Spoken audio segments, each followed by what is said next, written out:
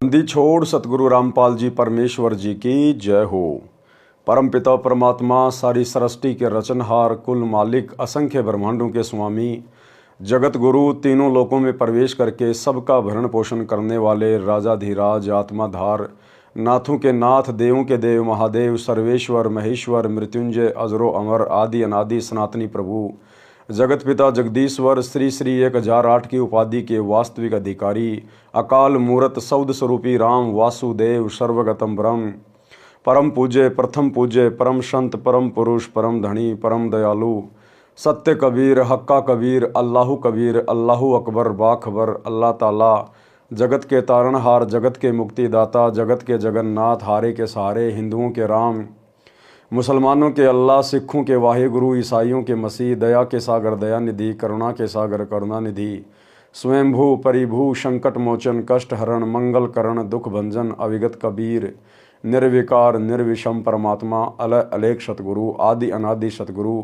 असली मर्यादा पुरुषोत्तम, असली राम, असली कृष्ण, असली घनश्याम, असली मुरारी, राजाओं के राजा, महाराजाओं के महाराजा, शहंशाहों के शहंशाह, सम्राटों के सम्राट, भगवानों के भगवान, अल्लाहों के अल्लाह, प्रभुओं के प्रभु, मसीहाओं के मसीह, सच्चे वाहिगुरु, बाबाओं के बाबा, पीरों के पीर, सेठों के सेठ, जगत सेठ, सावड़सा सेठ, सर्वगुण संपन्न, अनंत कोटि कलाओं के स्वामी, अनंत कोटि ब्रह्मांडों के नायक, योगियों में महायोगी, ध्यानियों में महाध्यानी, सिद्धों में परम सिद्ध, ज्ञानियों में तत्व ज्ञानी, ब्रह्म ज्ञानी, महाज्ञानी, परम ज्ञानी, सर्वश्रेष्ठ ज्ञानी, विज्ञानी, युवा कबीर, समरथ कबीर, असंवाद, अमित ओजा, सच्चे रहनुमा, करीम अल्लाह, सुभान अल्लाह, दुनिया के अंतिम पैगंबर, 8 सितंबर 1951 से गांव धनाना, जिला सोनीपत, हरियाणा, भारतवर्ष की पावन भूमि पे प्रकट रियल कल की भगवान, श्री नारायण साकार हरि, श्री बाबा साहिब, नूर अनंत परमात्मा, संत श्रोमणी सतगुरु रामपाल जी परमेश्वर जी के चरण कमल में साध संगति से जुड़े हुए देश विदेश से आप और हम सभी सत्सेवक भाई बहनों का अनंत कोटि दंडवत प्रणाम। सत्साई भाई और बहनों, दया परमपिता परमेश्वर जी की, सारी सृष्टि के रचनहार की, सतगुरु रामपाल जी की, जिनके विशेष आशीर्वाद से, शुभ आशीर्वाद से आप और हम सभी सत्सेवक भाई बहन साध संगति से जुड़कर अपनी आत्मा के कल्याण हेतु पूज्य गुरुदेव जी के अमर ज्ञान, तत्व ज्ञान को आधार बनाकर मोक्ष प्राप्ति के लिए दृढ़ता के साथ भक्ति मार्ग पर निरंतर आगे बढ़ रहे हैं। भाई और बहनों, पूज्य गुरुदेव जी के कर कमल से लिखित पवित्र पुस्तक मुक्ति बोध के ऊपर वीडियो बनाने की श्रृंखला जारी है। इसी श्रृंखला में आज हमारा ये 31वें नंबर का वीडियो है। प्रत्येक वीडियो में गुरुदेव भगवान के आशीर्वाद से भक्ति मार्ग से संबंधित बहुत अच्छी बातें जो हमारे विश्वास को बढ़ाती हैं, हमें सुनने, समझने और पढ़ने को मिलती हैं। तो चलिए शुरू करते हैं आज की वीडियो में। आज की वीडियो में गुरुदेव भगवान ने शेख फरीद की कथा को शामिल किया है। पवित्र ग्रंथ मुक्ति बोध, पेज नंबर 508, भगत शेख फरीद की कथा। भगत फरीद जी का जन्म मुसलमान धर्म में शेख कुल में हुआ। शेख फरीद बचपन में बहुत चंचल थे। गली में खेलने जाता था तो बच्चों की पिटाई कर देता। उलाने आते, माता दुखी हो जाती थी। माता ने विचार किया कि फरीद को खजूर बहुत प्रिय है, इसे निमाज करने की कहती हूँ। माता ने योजना अनुसार फरीद से कहा कि बेटा अल्लाह की निमाज किया कर। फरीद बोला कि अल्लाह यानी भगवान क्या देगा? माता ने कहा कि अल्लाह खजूर देता है। फरीद बोला कि बता कब करनी है नमाज। माता जब घर के कार्य में व्यस्त होती थी तो फरीद बाहर भाग जाता था। माता ने वही समय नमाज के लिए बताया। एक चादर बिछा दी तथा कहा कि आंखें बंद करके अल्लाह खजूर दे, अल्लाह खजूर दे, ऐसे करते रहना। माता ने एक वृक्ष के नीचे चादर बिछाई और कहा कि जब तक तेरे ऊपर धूप ना आए आंखें बंद रखना और नमाज करते रहना। जब फरीद आंखें बंद कर लेता तो माता ताड़ के वृक्ष के पत्ते पर खजूर रखकर चादर के एक कोने के नीचे रख देती थी। अब देखो भाई और बहनों, वो कौन सा पेड़ था, किसका पेड़ था, अब ये बातें कौन बता सकता है? वही अल्लाह बता सकता है। जिस अल्लाह ने इस घटना को जन्म दिया, जिस अल्लाह ने शेख फरीद को जन्म दिया, उसकी माँ को जन्म दिया। सतगुरु रामपाल जी परमेश्वर, ये कबीर अल्लाह, वो ताड़ का पेड़ था। ताड़ के पेड़ के पत्तों पर खजूर रखकर शेख फरीद की माता चद्दर के नीचे रख दिया करती थी। माता ताड़ के वृक्ष के पत्ते पर खजूर रखकर चद्दर के एक कोने के नीचे रख देती थी। फरीद ने धूप आने पर आंखें खोली, देखा तो खजूर नहीं मिला। उठकर माता के पास आया और बोला, आपने झूठ बोला, मैं कभी नमाज नहीं करूंगा, अल्लाह ने खजूर नहीं दिया। माताजी ने कहा कि बेटा, अल्लाह गुप्त रूप में सब कार्य करता है, चद्दर के नीचे देख, खजूर अवश्य मिलेगा। अल्लाह गुप्त रूप में सारे कार्य करता है। सतगुरु रामपाल जी परमेश्वर अल्लाह, जिन्होंने सन 1994 से काल की आंखों में धूल झोंक कर अपना गुप्त मिशन यथार्थ 13वां कबीर पंथ शुरू किया। 2014 में काल के दूतों ने बरवाला कांड करवाया। परमेश्वर के पंथ को समाप्त करने की योजना काल ने उनके माध्यम से बनाई। उसके बाद परमात्मा ने गुप्त रूप से अपना मिशन खड़ा किया, उसी प्रकार से चलाया, साध संगति के माध्यम से। यानी अल्लाह गुप्त रूप में अपना कार्य करता है। अल्लाह गुप्त रूप में सब कार्य करता है। चद्दर के नीचे देख, खजूर अवश्य मिलेगा। फरीद ने चद्दर उठाई तो सच में खजूर रखा था। खुशी खुशी खजूर खाया। माता से कहा कि अब कब करनी है नमाज। माता बोली कि मैं बता दिया करूंगी जब नमाज करनी होगी। प्रतिदिन काम के समय चद्दर बिछा देती, फरीद आंखें बंद करके बैठ जाता। माता खजूर रख दिया करती। एक दिन माताजी खजूर रखना भूल गई। फरीद ने धूप आते ही आंखें खोली, खजूर खोजी। चद्दर के नीचे खजूर प्रतिदिन की तरह रखी थी। फरीद खजूर खाता हुआ घूम रहा था। माता विचार करने लगी कि आज मेरे से बड़ी गलती हो गई। फरीद अब कभी नहीं मानेगा, परेशान करेगा। फरीद खजूर खाता खाता माताजी के पास आया। माता ने पूछा कि बेटा, खजूर कहाँ से लाया। बालक फरीद बोला, माँ, अल्लाह तो नमाज के वक्त प्रतिदिन खजूर देता है। माँ बोली कि सच बता। माँ, सच बताता हूँ, देख इस पत्ते में खजूर अल्लाह रख कर जाता है। माता को भी समझ आई कि यह सामान्य बालक नहीं है। बड़ा होकर फरीद घर त्याग कर एक फक्कड़ फकीर का शिष्य बनकर आश्रम में रहने लगा। भाई और बहनों, इस प्रकार की घटनाएं परमात्मा में विश्वास बढ़ाने के लिए परमेश्वर केवल अपनी विशेष आत्माओं के साथ ही करता है। जैसे त्रेता युग में भगत प्रहलाद 10 वर्ष की आयु, परमात्मा ने उसका विश्वास बढ़ाया। 84 प्रकार की यातनाएं, कष्ट उसके पिता हिरण्यकश्यप ने उसको दी। हर बार परमात्मा ने उसकी मदद की। क्यों भाई, विष्णु की भक्ति तो उस समय बहुत लोग किया करते थे। फिर परमात्मा ने अन्य लोगों की रक्षा क्यों नहीं की? बाकी लोगों को क्यों नहीं बचाया करते थे? द्रौपदी की रक्षा क्यों की परमात्मा ने? उसके चीर को क्यों बढ़ाया? जबकि और भी बहन बेटियों की इज्जत सरेआम लूटी जा रही है। मीरा के जहर को परमात्मा ने अमृत क्यों बनाया? जबकि वर्तमान में जहर से तो बहुत लोग मरते हैं और श्री कृष्ण जी की भक्ति भी करते हैं। इस प्रकार के चमत्कार, अनहोनी घटनाएं करोड़ों में एक आध के साथ होती हैं। उनकी पूर्व जन्म की भक्ति के कारण परमेश्वर उन आत्माओं के माध्यम से अन्य भगत समाज के विश्वास को दृढ़ करता है और उस आत्मा को भी अंदर से पक्का करके रखता है। तो अपनी विशेष आत्माओं के साथ परमात्मा इस प्रकार की अनहोनी घटनाएं करते हैं। माता को समझ आई कि यह सामान्य बालक नहीं है। बड़ा होकर फरीद घर त्याग कर एक फक्कड़ फकीर का शिष्य बनकर आश्रम में रहने लगा। वह फकीर सिद्धि प्राप्त था, हुक्का पीता था। आश्रम में 7 शिष्य थे। प्रतिदिन एक सेवक सब सेवा करता था। गुरुजी का भोजन बनाना, भोजन के तुरंत बाद हुक्का भरकर गुरुजी को देना, कपड़े धोना। शेख फरीद दिलो जान से गुरुजी की तथा आश्रम की साफ सफाई की सेवा करता था।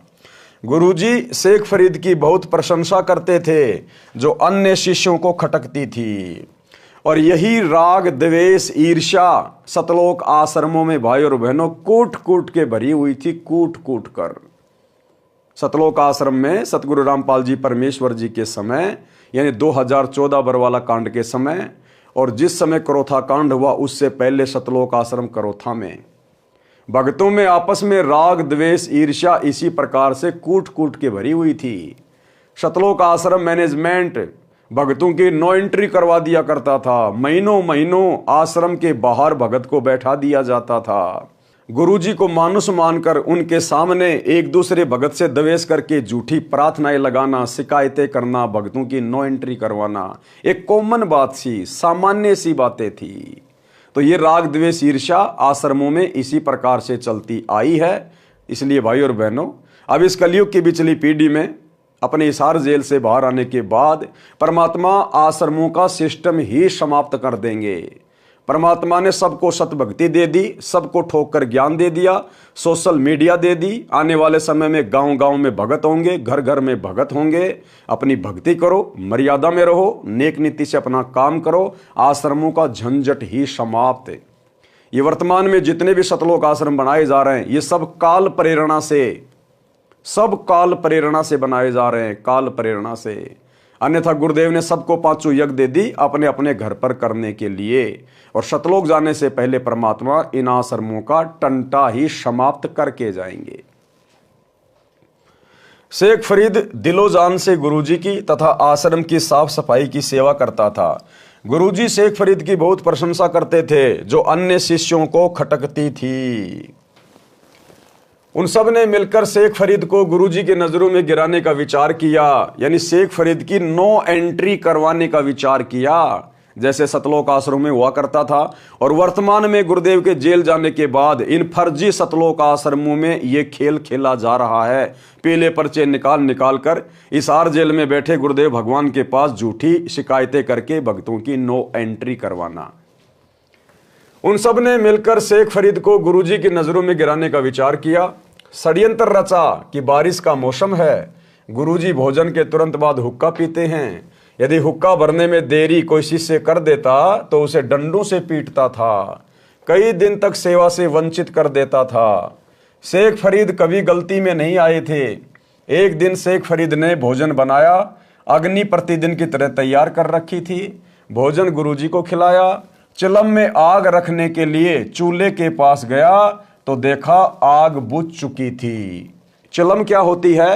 हुक्के के ऊपर जिसमें तंबाकू डाल के आग डाली जाती है, उसको कहते हैं चिलम। आग नहीं थी। गुरुजी नाराज ना हो जाए, इस डर से शेख फरीद दौड़ा दौड़ा गांव में गया, जो आधा किलोमीटर की दूरी पर थी। एक माई चूल्हे में अग्नि सुलगाकर रोटी बना रही थी। यानी एक माई थी, वो गीली सूखी लकड़ियों को आग लगाने का प्रयास कर रही थी अपना खाना बनाने के लिए। बरसात का समय था और धुआं बहुत ज्यादा निकल रही थी। शेख फरीद ने कहा, माई आग दे, गुरुजी का हुक्का भरना है, हमारी आग बंद हो गई है। गुरुजी नाराज हो गए तो जीवन नरक बन जाएगा। कितना भय था उस आत्मा को। सच्चा सतगुरु नहीं मिला, तत्वदर्शी संत नहीं मिला, लेकिन आत्मा एक नंबर की थी, भगत एक नंबर का था। कहा, माई जल्दी से मुझे हुक्के के लिए आग दे दे, नहीं तो गुरुजी नाराज हो जाएंगे, और अगर गुरुजी नाराज हो गए तो मेरा तो सब कुछ बर्बाद हो जाएगा। और आज तत्व ज्ञान प्राप्त भगत समाज को कलयुग की बिचली पीढ़ी में इतनी शिक्षा प्राप्त करने के बाद भी, दिन रात सत्संग सुनने के बावजूद भी अपने गुरुजी की मर्यादाओं का कोई ख्याल नहीं है, गुरुजी का कोई डर नहीं, कोई भय नहीं है, और सरेआम देखा देखी में भेड़ चाल में चलते हुए गुरु की मर्यादाओं की धज्जियां उड़ाई जा रही हैं। 2014 बरवाला कांड के बाद गुरुदेव की गैर हाजिरी में निर्भय होकर लाखों की संगत सतलोक आश्रमों से जुड़कर काल प्रेरित गुरुदेव के कलयुगी बेटा बेटी भाई बंधु रिश्तेदार कोऑर्डिनेटर आश्रम संचालकों के चक्कर में पड़कर देखा देखी में और अपने दान धर्म का दुरुपयोग करवा रही है। गुरुदेव की मर्यादाओं के विरुद्ध धनाना गांव में करोड़ों रुपये का बैडमिंटन का स्टेडियम बना दिया गया। धनाना आश्रम में 10 एकड़ जमीन में बहुत बड़ा हॉस्पिटल बनाया जा रहा है। भक्तों को मजदूरी पर लगा दिया, व्यर्थ में समय और पैसा बर्बाद करवाया जा रहा है। हरियाणा के जाट आरक्षण में लाखों भक्तों को बैठा दिया, करोड़ों में भक्तों के ज्योति पाठ और दान का पैसा चंदे में जाट आरक्षण संघर्ष समिति को दिया गया, बर्बाद करवाया गया। राजस्थान के गैंगस्टर आनंदपाल सिंह की सीबीआई जांच के समर्थन में भक्तों को राजपूत करणी सेना की रैली में बैठा दिया गया। 5 लाख रुपया राजपूत करणी सेना को संगत के दान का दिया गया। हरियाणा के गोहाना में जाट भवन का 5वां फ्लोर गुरुदेव के बड़े लड़के के द्वारा बनवाया जा रहा है, जिसमें 1 करोड़ रुपए लगेगा। और भी तरह तरह से भगत समाज निर्भय होकर, कोई डर नहीं, गुरुजी नाराज हो चाहे प्रसन्न हो, हमारा कुछ नहीं बिगड़ेगा, हमें कोई लेना देना नहीं, हम वही करेंगे जो हमें ऊपर से काल बलि आदेशित करेगा। इस भावना के साथ संगत निर्भय होकर अपनी भक्ति का सत्यानाश करवा रही है। जबकि शेख फरीद कितना भयभीत हो गया कि अगर मेरा गुरुजी नाराज हो गया तो मेरा तो जीवन नरक बन जाएगा, गुरुजी नाराज हो गए तो जीवन नरक बन जाएगा। माई ने दुखी होकर फूंक मार मार कर अग्नि जलाई थी। मौसम बारिश का था। माई बोली कि आग आंखें फूटने से मिलती है। माई ने क्या कहा कि भैया आग ऐसे नहीं मिलती, आग यानी अग्नि, आंखें फुड़वानी पड़ती है। अब माई के तो कहने का मतलब यह था कि जैसे मैं फूंक मार रही हूं अग्नि जलाने के लिए और धुआं मेरी आंखों में जा रही है, आंखों से आंसू आ रहे हैं, पीड़ा हो रही है, तो मेरी तो आंखें फूट रही है, तू भी फूंक मार मार के आग जला और धुआं से अपनी आंखें फुड़वा। लेकिन शेख फरीद जो गुरु भगत था, इतना सोचने का विचार कहां। उसने सोचा यदि आंख फोड़कर देने से अगर मुझे आग मिल जाए और मेरे गुरुजी नाराज ना हो तो इससे बड़ी और क्या बात है। उसी समय शेख फरीद ने पास में रखे हुए एक चिमटे से अपनी आंख निकालकर और माई को दे दी कि ले माई, और मुझे जल्दी से अग्नि दे दे, कहीं मेरे गुरुजी नाराज ना हो जाएं। गुरुजी नाराज हो गए तो जीवन नरक बन जाएगा। माई ने दुखी होकर फूंक मार मार कर अग्नि जलाई थी। मौसम बारिश का था। माई बोली कि आग आंखें फूटने से मिलती है। मैंने आंखें फुड़वाकर अग्नि तैयार की है, तू भी आंखें फुड़वा, तब आग मिलेगी। शेख फरीद ने अपनी एक आंख में चिमटा मारा, आंख निकालकर माई के पास रख दी और बोला कि लो माई, आंख फोड़ ली है, अब तो आग दे दो। वह औरत घबरा गई। उसे पता था कि वह फकीर सिद्ध पुरुष है, वह मुझे हानि करेगा। तुरंत चूल्हे से अग्नि निकालकर बाहर कर दी। शेख फरीद आग चिलम में रखकर दौड़ा। फकीर 2 आवाज लगाता था, कहता था कि हुक्का लाओ, शिष्य का नाम पुकारता था। तीसरी बार तो डंडा लेकर मारने चलता था। गुरुजी ने पहली आवाज लगाई तब शेख फरीद आधे रास्ते में था। दूसरी लगाई तब आश्रम में प्रवेश कर चुका था। गुरुजी ने दूसरी बार कहा कि हे शेख फरीद, कहां मर गया। शेख फरीद बोला कि आ गया गुरुजी।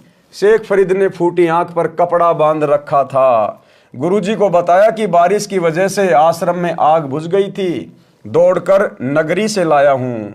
गुरुजी को अंधेरे में कुछ कम दिखाई देता था। शेख फरीद की आंख पर कपड़ा बंधा देखकर पूछा कि आंख को क्या हो गया। शेख फरीद बोला कि कुछ नहीं गुरुजी, आपकी कृपा से सब ठीक है। ये होते हैं भगत, ये होते हैं वो विशेष पुण्यकर्मी भगत जिनको गुरु अपने हृदय में जगह देता है, जो अधिकारी होते हैं मुक्ति के। अपने गुरु के लिए अपनी आंख फोड़ दी और कोई गिला शिकवा नहीं, कोई शिकायत नहीं, कोई गम नहीं। और गुरु ने देखा कि इसने आंख के ऊपर कपड़ा क्यों बांध रखा है, पूछा तो शेख फरीद ने कहा नहीं नहीं गुरुजी, आपकी कृपा, ये परवरदिगार, आपके रहते सहते आपको दास को क्या हो सकता है, कुछ नहीं गुरुजी, कुछ नहीं। और वर्तमान में हिसार जेल में गुरुजी के पास में प्रार्थनाओं पे प्रार्थना, प्रार्थनाओं पे प्रार्थना, रोजाना हजारों की संख्या में प्रार्थनाएं सतलोक आश्रम के मोबाइल नंबरों पर लिखवाई जाती है नादान संगत के द्वारा। हजारों की संख्या में किसी को जुखाम हो गई तो प्रार्थना, बुखार हो गया तो प्रार्थना। किसी का कोई बेटा बीमार हो गया तो प्रार्थना, किसी को मकान बनवाना है तो प्रार्थना, प्रार्थनाएं प्रार्थनाएं, और प्रार्थनाओं के नाम पे लुट रहे हैं, अपनी अज्ञानता के कारण लुट रहे हैं। ये कहते हैं कि करोड़ों में संगत है, तो हजारों में रोजाना प्रार्थनाएं लिखी जाती हैं, रोजाना हजारों में प्रार्थना। अब हिसार जेल में गुरुदेव भगवान बैठे हैं, सप्ताह में 2 बार उनसे मिला जा सकता है, एक दिन तो वकील मिल सकते हैं, तो वकीलों को तो संगत की प्रार्थनाओं से कोई मतलब नहीं है, और सप्ताह में 1 दिन गुरु का कलयुगी परिवार मिल सकता है, यहां के रूल के अनुसार, गुरु जी के बेटा बेटी उनकी पत्नी जो भी हैं। कम से कम 20 मिनट की मिलाई होती है, ज्यादा से ज्यादा आधा घंटा मान लो। अब आधे घंटे में एक सप्ताह में आप जी गुरु जी के पास में कितनी प्रार्थना लगा सकते हो? जबकि वैसे देखा जाए तो आधे घंटे में तो गुरु जी के परिवार का रोना धोना, झूठी शिकायतें एक दूसरे की वही पूरी नहीं होती। फिर भी मान लीजिए ये लोग संगत के भी कुछ प्रार्थना लगाते हैं, तो आधे घंटे में आप जी 15 मिनट तो ले लो, गुरु जी का परिवार अपनी बातें करता है, 15 मिनट मान लीजिए संगत की प्रार्थना लगा रहा है। अब 15 मिनट में कितनी प्रार्थना लगा देगा? 1 मिनट बताने में लगेगा, तो कम से कम गुरु जी को 1 मिनट जवाब देने में भी लगेगा। तो 10 प्रार्थनाओं से ज्यादा 15 मिनट में संगत की प्रार्थना नहीं हो सकती। तो एक सप्ताह में संगत की कितनी प्रार्थना पहुंची गुरुदेव के पास? 10। और एक सप्ताह में कितनी प्रार्थना इकट्ठी हो जाती है और उनके जवाब भी दे दिए जाते हैं, कई हजारों की संख्या में। तो बाकी प्रार्थनाओं के जवाब कौन दे रहा है? बाकी प्रार्थनाओं के जवाब में ज्योति करवा दो, पाठ करवा दो, ज्योति करवा दो, पाठ करवा दो। ये कॉल सेंटर खोल रखा है सतलोक आश्रम मैनेजमेंट हरियाणा ने, कॉल सेंटर। लुटे जाओ ज्योति पाठ के नाम पे, ज्योति पाठ के नाम पे धंधा चल रहा है, धंधा। तो शेख फरीद ने कोई शिकायत नहीं करी, अपना दर्द अपने गुरुजी से बयान नहीं किया। अरे अपने हाथ से और आंख निकाल के दे देना कोई बच्चों का काम नहीं है। अपनी मूंछ के बाल तो पाड़ के दिखा दो 5-7, कितनी पीड़ा होती है, कितना जो है दर्द होता है। और उसके बावजूद अपने गुरुजी से ये नहीं कहा कि गुरुजी मेरी आंख फूट गई, मैंने आंख निकाल के दे दी, ऐसे ऐसे कोई मान बढ़ाई नहीं। चुपचाप नहीं, गुरुजी आपके रहते सहते क्या हो सकता है परमात्मा। तब जाकर भगत उदाहरण के रूप में दुनिया के सामने पेश होते हैं। ऐसे भक्तों का नाम होता है सारी सृष्टि का अल्लाह। ये कबीर भगवान सतगुरु रामपाल जी उस आत्मा का जिक्र अपनी कथाओं में कर रहा है। आप और हम पिछली पीढ़ी वालों को शिक्षा देने के लिए शेख फरीद की कथा को शामिल किया है। तो क्या कहा शेख फरीद ने कि गुरुदेव कुछ नहीं, आपकी दया है, आपके रहते सहते आपके दास को क्या हो सकता है। फरीद बोला कि कुछ नहीं गुरुजी, आपकी कृपा से सब ठीक है। गुरुजी ने भी अधिक ध्यान नहीं दिया। सुबह वह औरत शेख फरीद की आंख एक मिट्टी के ढक्कन पर रखकर आश्रम लाई। फकीर जी से अपनी गलती की क्षमा मांगी और बताया कि आपका शिष्य कल शाम को आग लेने गया था। बोला माई आग दे दे। आश्रम की आग बुझ गई है। गुरुजी भोजन खाते ही हुक्का पीते हैं। हुक्का भरने में देरी हो जाने पर नाराज हो जाते हैं, कई दिन सेवा नहीं देते। यदि गुरुजी नाराज हो गए तो मेरा जीवन नरक बन जाएगा। महिला बोली कि मैंने बड़ी मुश्किल से आग तैयार की थी, मेरी आंख धुएं से लाल हो गई थी, फूंक मार मार कर परेशान थी। मैंने भगत से कह दिया कि आंखें फुड़वा कर आग बनती है, आंखें फुड़वा तब आग मिलेगी। इसने सच में चिमटे से आंख निकाल कर रख दी। बोला कि यदि गुरुजी नाराज हो गए तो आंखें किस काम की। अगर गुरुजी नाराज हो गए तो ये आंखें किस काम की। क्या करूंगा इस सुंदर शरीर का, इस धन का, इस संपत्ति का, इन आंखों का, अगर मेरा गुरुजी रुष्ट हो गया तो। ये मनुष्य जन्म तो मुझे गुरुजी को प्रसन्न करने के लिए मिला है, मोक्ष प्राप्त करने के लिए मिला है। और अगर मेरा गुरु ही नाराज हो गया तो फिर मेरा सुरक्षित क्या रह गया, मेरा तो जीवन नरक बन जाएगा। बोला कि यदि गुरुजी नाराज हो गए तो आंखें किस काम की। ये आंख मैं लेकर आई हूं। गुरुजी ने शेख फरीद को बुलाया, कहा कि आंख का कपड़ा खोल, कपड़ा खोला तो आंख स्वस्थ थी, परंतु कुछ छोटी थी। वो शेख फरीद का गुरु सिद्धि प्राप्त था, अपनी सिद्धि से उसने अपने शिष्य की आंख ठीक कर दी। भाई और बहनों, हमारे गुरुदेव तो अंतर्यामी हैं। अरे शेख फरीद का गुरु तो अंतर्यामी नहीं था और छोटी मोटी कोई हल्दी की गांठ लेके कोई पंसारी बना हुआ था। हमारे गुरुदेव क्या नहीं कर सकते।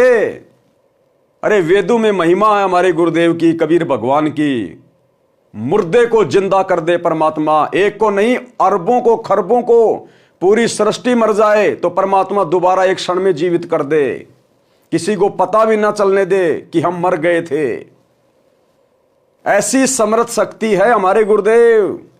जाके अर्ध रोम पर शकल पसारा, ऐसा पूर्ण ब्रह्म हमारा अंतर्यामी परमात्मा। और फिर भी प्रार्थनाओं पे प्रार्थना, प्रार्थनाओं पे प्रार्थना। और गुरुजी को नाराज करने के लिए दुनिया भर के कुक्रम शतलोक आश्रम के साथ मिलकर कर रहे हो। तुम्हें कोई डर नहीं, तुम्हें कोई भय नहीं कि गुरुजी नाराज हो गए तो हमारा जीवन नरक बन जाएगा। गंदे राजनेताओं की रैलियों में धक्के खा रहे हो, कभी कांग्रेस तो कभी बीजेपी का गंदा खेल खेल रहे हो। अपने ज्योति पाठ और दान के पैसे का दुरुपयोग दुनिया के लिए स्टेडियम बनवाने में, हॉस्पिटल बनवाने में, धर्मशालाएं बनवाने में, गुंडों की सीबीआई जांच में, जाट आरक्षणों में, दुनिया के लिए रोडों के वो गड्ढे भरने में। जरा भी भय नहीं है संगत को, जरा भी भय कि अगर गुरुजी नाराज हो गए, और गुरुजी तो नाराज हो चुके, भाई होंगे क्या। ये अंतर्यामी परमात्मा तो नाराज हो चुका है। आप लोगों का जीवन तो नरक बन चुका है। कपड़ा खोला तो आंख स्वस्थ थी, परंतु कुछ छोटी थी। माई ने यह सब देखा तो गांव जाकर फकीर की प्रसिद्धि की कि बड़ा चमत्कारी साधु है, मेरे सामने आंख ठीक कर दी।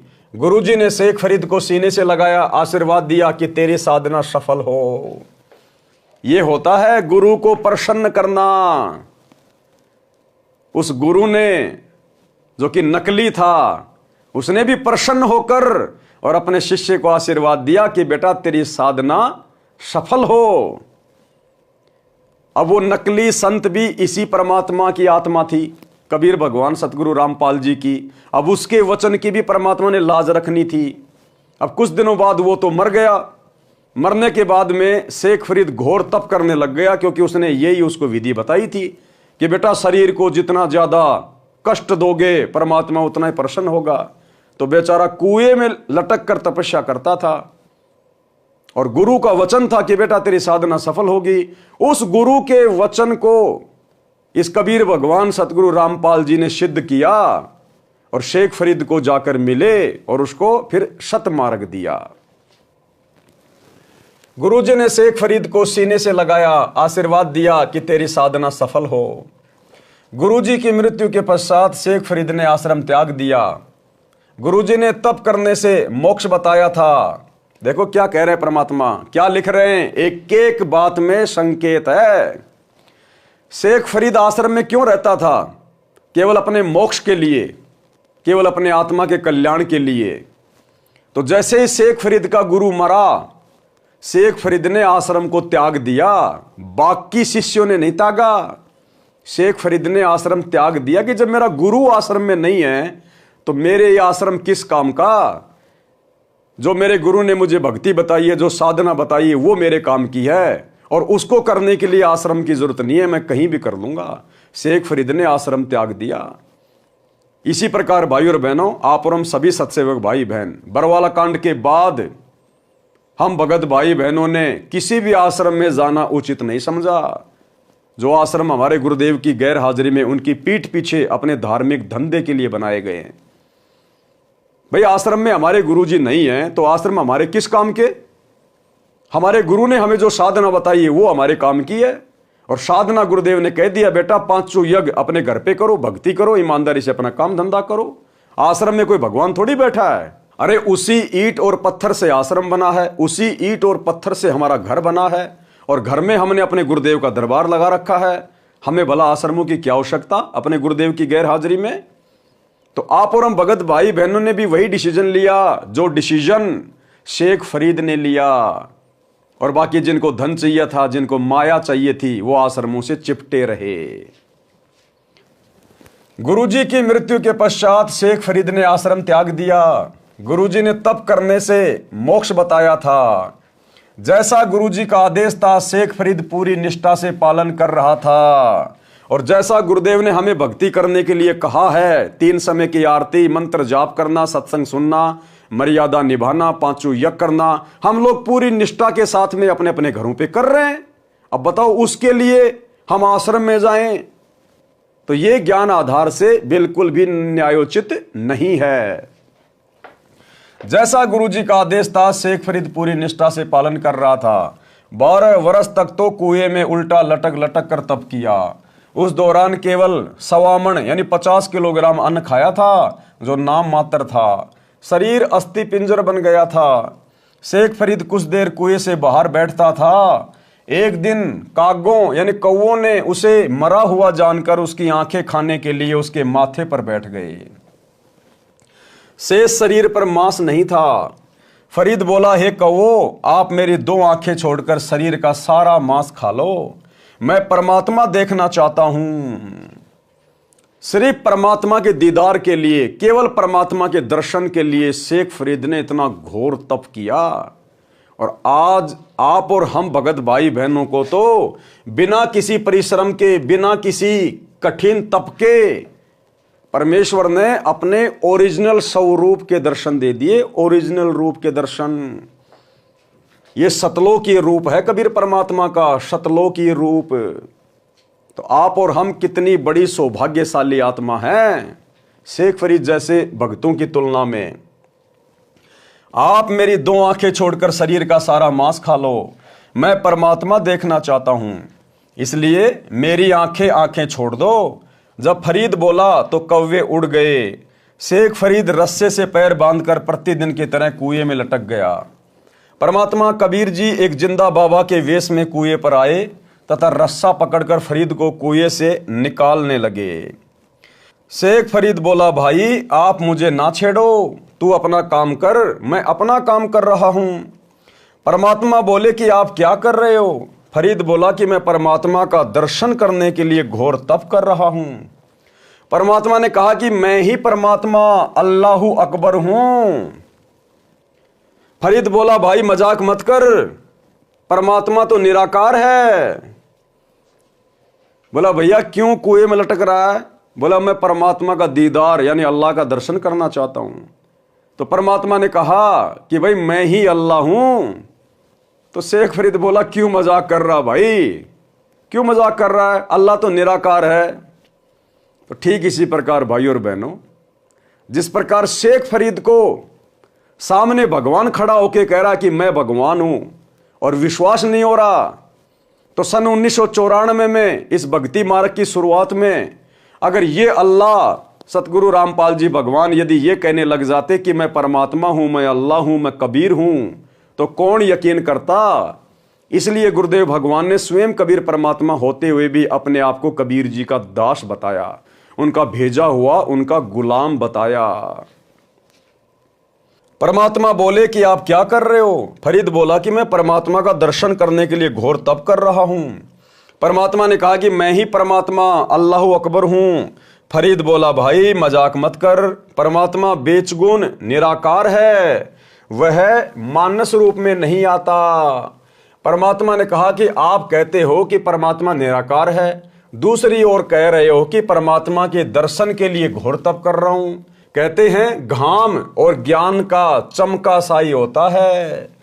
घाम का मतलब होता है धूप। धूप जैसे किसी आदमी को धूप लगनी हो, गर्मी के समय उसको हैजा होना हो, तो जरा सी धूप लगना ही काफी है, हल्की सी धूप में ही उसको हैजा हो जाएगा।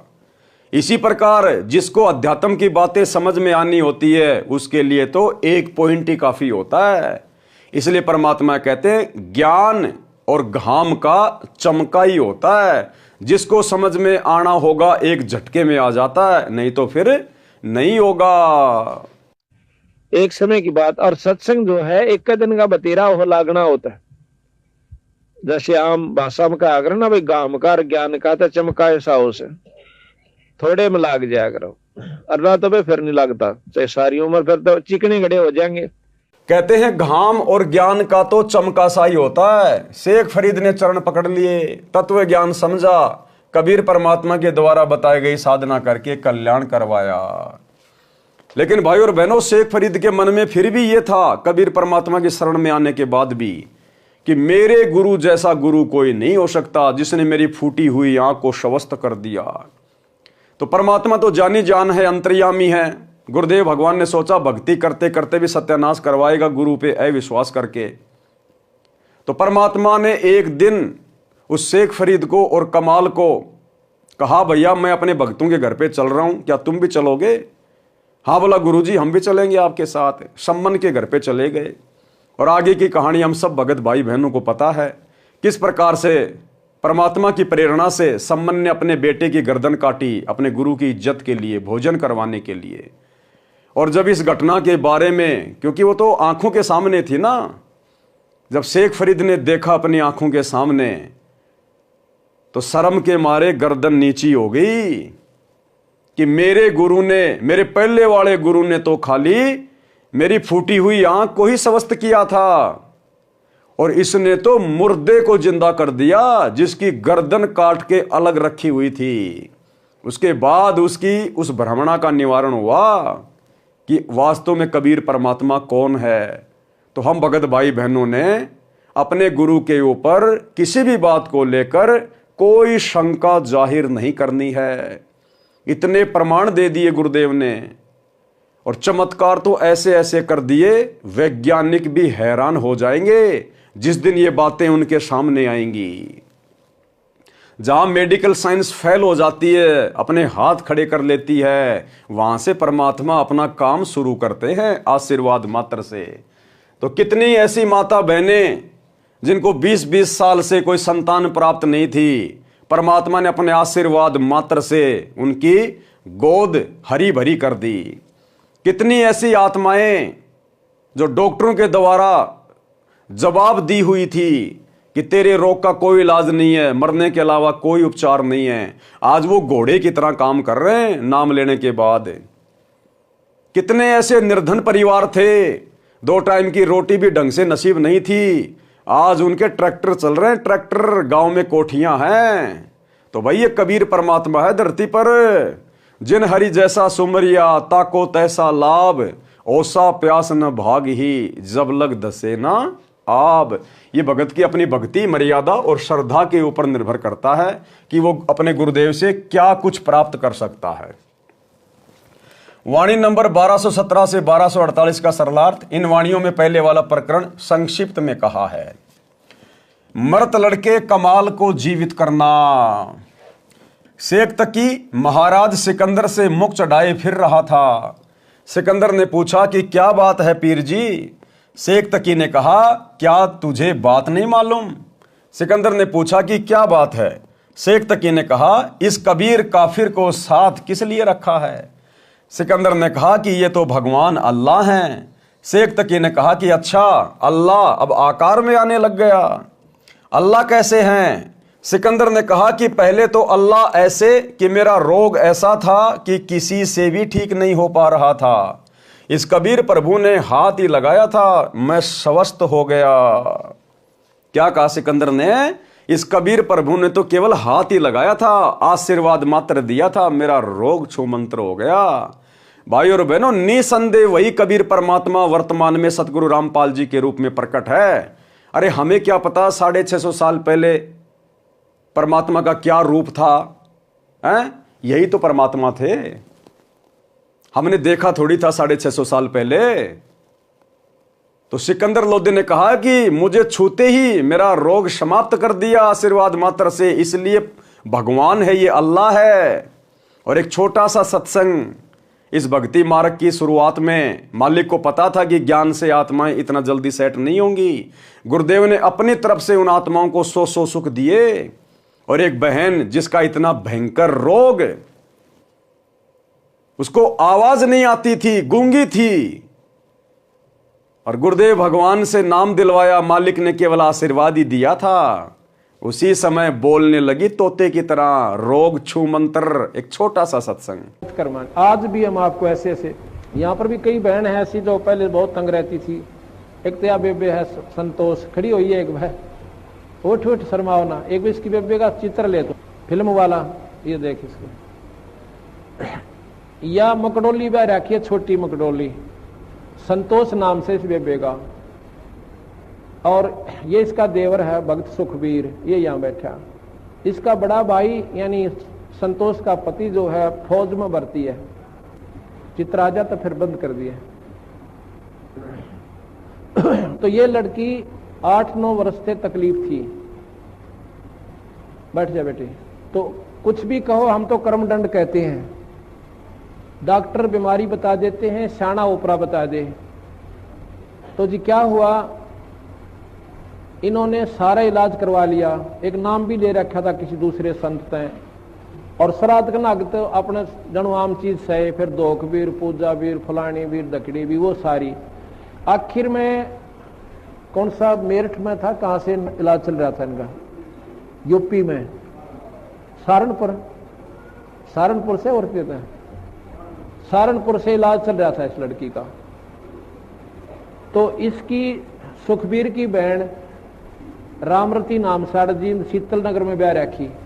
और वह रामरती एक दिन इस बहन श्यावत्री है शीतल नगर में, या हमारी बहन सेविका, इसके पास आ गई। कोई वो लेखा जोखा करते हैं, अंडा करें, सरकारी उनकी ड्यूटी लग जाती है।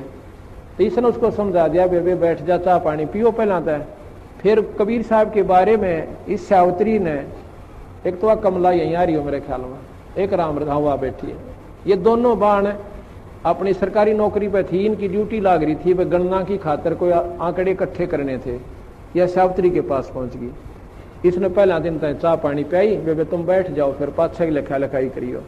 फिर ये चित्र देखे कबीर साहब के, ये पूछने लगी। इसने सारी महिमा बताई, बंदी छोड़ गई। रामरती ने अरे नाम ले लिया कमला ने। रामरती ने फिर अपने भाई जगवीर को बताया, जगवीर नाम से, कि भाई तो कितना ले जा, मेरी भाभी ने एक बार महाराज यहाँ करा ले। जगवीर ने बोला, बेबे इब इलाज करवा रखा वहां से, और वहीं दिखाऊंगा। इन्हें बोली रे इलाज करवा रखा, की ने दुख पा रही है, 19-21 का इसका आराम नहीं, तू एक बार ले आ।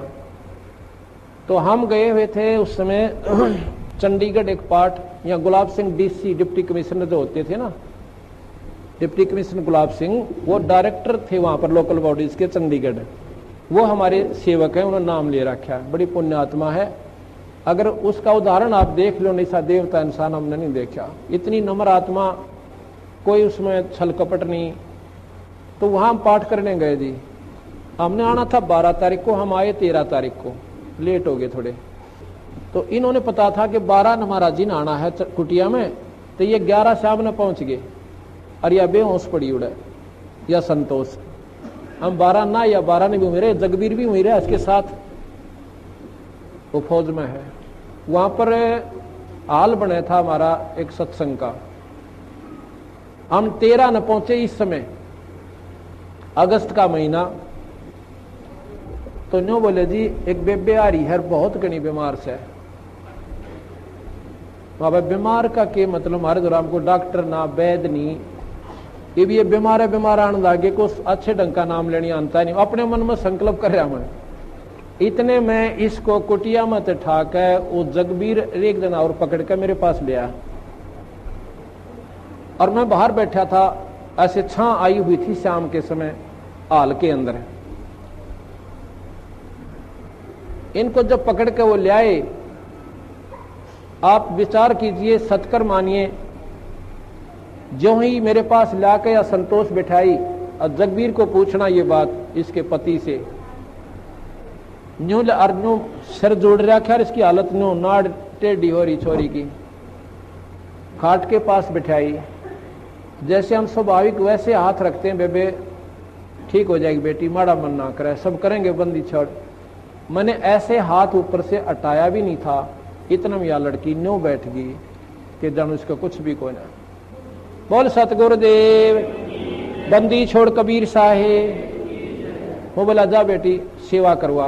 वहां पर सेवा चल रही थी, सेवक थे, मिस्त्री थे, उनकी रोटी बनानी थी। छोरी ने डट कर रोटी बनवाई, सारा काम करवाया, अगले दिन सारा काम करवाया। भाई और बहनों, ऐसे ऐसे ना जाने कितने उदाहरण गुरुदेव की संगत में हैं, ना जाने कितने उदाहरण धरती पर वही अल्लाह प्रकट है। सिकंदर ने कहा कि पहले तो अल्लाह ऐसे कि मेरा रोग ऐसा था कि किसी से भी ठीक नहीं हो रहा था, इस कबीर प्रभु ने हाथ ही लगाया था, मैं स्वस्थ हो गया। शेख तकी ने कहा कि ये जादूगर होते हैं। सिकंदर ने फिर कहा दूसरा भगवान ऐसे है कि मैंने उनके गुरुदेव का सिर काट दिया था और उन्होंने उसे मेरी आंखों के सामने तुरंत जीवित कर दिया। शेख तकी ने कहा कि अगर ये कबीर अल्लाह है तो मैं इसकी परीक्षा लूंगा। यदि कबीर जी मेरे सामने कोई मुर्दा जीवित करें तो इसे अल्लाह मान लूंगा, नहीं तो दिल्ली जाकर मैं पूरे मुसलमान समाज को कह दूंगा कि ये राजा हिंदू हो गया है। सिकंदर लोदी डर गया कि कहीं ऐसा ना हो कि ये जाते ही राज मेरा पलट दे। राज को देने वाला पास बैठा है और उस मूर्ख से डर रहा है। क्या लिख रहे हैं गुरुदेव कि सिकंदर लोदी को जिसने राज्य दिया था उसकी भक्ति के प्रतिफल में, वो कबीर भगवान तो उसके साथ में था और उस पीर से डर गया। भाई और बहनों, इसी प्रकार हमें जीवन देने वाला, हमें श्वासें देने वाला और हमें हर प्रकार से अपनी आगोश में लेकर, अपनी गोद में लेकर हमारी सुरक्षा करने वाला कबीर भगवान पल पल आप और हमारे साथ है। शब्द रूप में आप और हमारे घट में विराजमान है, हमारे घर में विराजमान है। यदि हम मर्यादा में रह के भक्ति करेंगे, परमात्मा कर्म का कांटा भी नहीं लगने देगा। कांटा भी संत शरण में आने से आई बले टला, जय मस्तक में सूली हो कांटे में टल जा। वर्तमान में तो परमात्मा कांटा भी नहीं लगने देगा अपनी आत्मा को। फिर भला हम क्यों डरें, किससे डरें, क्यों हम किसी की चापलूसी करें, क्यों हम दो कोडी के राजनेताओं की रैलियों में धक्के खाएं, क्यों हम लोकलाज में आकर अपनी मर्यादा तोड़ें। तो क्या कहा गुरुदेव ने, राज को देने वाला पास बैठा है और उस मूर्ख से डर लगता है। राजा ने शेख तकी से कहा कि आप कैसे प्रसन्न होंगे। शेख तकी ने कहा कि मैं तब प्रसन्न होऊंगा जब मेरे सामने ये कबीर कोई मुर्दा जीवित कर दे। साहिब से प्रार्थना हुई तो कबीर साहिब ने कहा कि ठीक है। कबीर साहिब ने सोचा कि ये अनाड़ी आत्मा शेख तकी है, अगर ये मेरी बात मान गया तो आधे से ज्यादा मुसलमान इसकी बात स्वीकार करते हैं, क्योंकि ये दिल्ली के बादशाह का पीर है। और अगर ये सही ढंग से मुसलमानों को बता देगा तो बेचारी भोली आत्माएं इन गुरुओं पर आधारित होती हैं, वो इनके जाल से बाहर निकल जाएंगी। इसलिए कहा कि ठीक है, शेख तकी ढूंढ ले कोई मुर्दा। सुबह एक 10-12 वर्ष की आयु के लड़के का शव पानी में तैरता हुआ आ रहा था। शेख तकी ने कहा कि वह आ रहा है मुर्दा, इसे जिंदा कर दो। कबीर साहब ने कहा पहले आप प्रयत्न करो, कहीं फिर पीछे नंबर बनाओ। उपस्थित मंत्रियों तथा सैनिकों ने कहा कि पीर जी आप कोशिश करके देख लो। शेख तकी जंतर मंतर करता रहा, इतने में वह मुर्दा 3 फरलांग आगे चला गया। 3 फरलांग यानी 400-500 मीटर आगे चला गया। शेख तकी ने कहा कि यह कबीर चाहता था कि यह बड़ा सिर से टल जाए। कभी मुर्दे जिंदे होते हैं, मुर्दे तो कयामत के समय ही जीवित होते हैं। कबीर साहब बोले महात्मा जी आप बैठ जाओ, शांति करो। कबीर साहब ने उस मुर्दे को हाथ से वापस आने का संकेत किया। 12 वर्षीय बच्चे का मरा हुआ शरीर दरिया के पानी के बहाव के विपरीत चलकर कबीर जी के सामने आके रुक गया। पानी की लहर नीचे जा रही है और शव ऊपर रुका हुआ था। कबीर साहब ने कहा कि हे जीवात्मा जहां भी है, कबीर हुक्म से मुर्दे में प्रवेश कर और बाहर आ। कबीर साहब ने इतना ही कहा था कि शव में कंपन हुई तथा जीवित होकर बाहर आ गया। कबीर साहब के चरणों में दंडोत प्रणाम किया। बोलो कबीर परमेश्वर सतगुरु रामपाल जी भगवान की जय हो। सर्व उपस्थित जनों ने कहा कि कबीर साहब ने तो कमाल कर दिया। उस लड़के का नाम कमाल रखा गया। लड़के को अपने साथ रखा किसने? कबीर परमात्मा जी ने। अपने बच्चे की तरह पालन पोषण किया और नाम दिया। उसके बाद दिल्ली में आ गए। सभी को पता चला कि ये लड़का जो इनके साथ है ये परमेश्वर कबीर साहब ने जीवित किया है। दूर तक बात फैल गई। शेख तकी की तो मासी मर गई। सोचा ये कबीर अच्छा दुश्मन हुआ, इसकी तो और ज्यादा महिमा हो गई। शेख तकी की ईर्ष्या बढ़ती ही चली गई। उसकी 13 वर्षीय लड़की को मृत्यु पश्चात कब्र में जमीन में दबा रखा था। शेख तकी ने कहा, यदि कबीर मेरी लड़की को जो कब्र में दफना रखी है अगर उसको जीवित करेगा तो मैं इसे अल्लाह मानूंगा। शेख तकी की मरी हुई लड़की कमाली को जीवित करना। शेख तकी ने देखा कि यह कबीर तो किसी प्रकार भी काबू में नहीं आ रहा। तब शेख तकी ने जनता से कहा कि यह कबीर तो जादूगर है। ऐसे ही जंतर मंत्र दिखाकर इसने बादशाह सिकंदर की बुद्धि भ्रष्ट कर रखी है। सारे मुसलमानों से कहा कि तुम मेरा साथ दो वरना बात बिगड़ जाएगी। भोले मुसलमानों ने कहा, पीर जी हम तेरे साथ हैं, जैसा तू कहेगा ऐसा ही करेंगे। शेख तकी ने कहा, इस कबीर को तब प्रभु मानेंगे जब मेरी लड़की को जीवित कर देगा जो कब्र में दबी हुई है। पूज्य कबीर साहिब से प्रार्थना हुई। कबीर साहिब ने सोचा ये नादान आत्मा ऐसे ही मान जाए, क्योंकि ये सभी जीव आत्माएं कबीर साहिब के बच्चे हैं। ये तो काल ने धर्म का हमारे ऊपर कवर चढ़ा रखा है, एक दूसरे के दुश्मन बना रखे हैं। शेख तकी की लड़की का शव कब्र में रखा था। शेख तकी ने कहा कि यदि मेरी लड़की को जीवित कर दे तो हम इस कबीर को अल्लाह स्वीकार कर लेंगे और सभी जगह डिंडोरा पिटवा दूंगा कि ये कबीर जी भगवान है। कबीर साहिब ने कहा कि ठीक है। वह दिन निश्चित हुआ। कबीर साहिब ने कहा कि सभी जगह सूचना दे दो, कहीं फिर किसी को शंका ना रह जाए। हजारों की संख्या में वहां पर भगत आत्मा दर्शनार्थ एकत्रित हुई। कबीर साहिब ने कब्र खुदवाई, उसमें एक 12-13 वर्ष की लड़की का शव रखा हुआ था। कबीर साहिब ने शेख तकी से कहा कि पहले आप जीवित कर लो। सभी उपस्थित जनों ने कहा कि महाराज जी, यदि इसके पास कोई ऐसी शक्ति होती तो अपने बच्चे को कौन मरने देता है? अपने बच्चे की जान के लिए व्यक्ति अपना तन मन धन लगा देता है। हे दीनदयाल, आप कृपया करो। पूज्य कबीर परमेश्वर ने कहा कि हे शेख तकी की लड़की जीवित हो जा।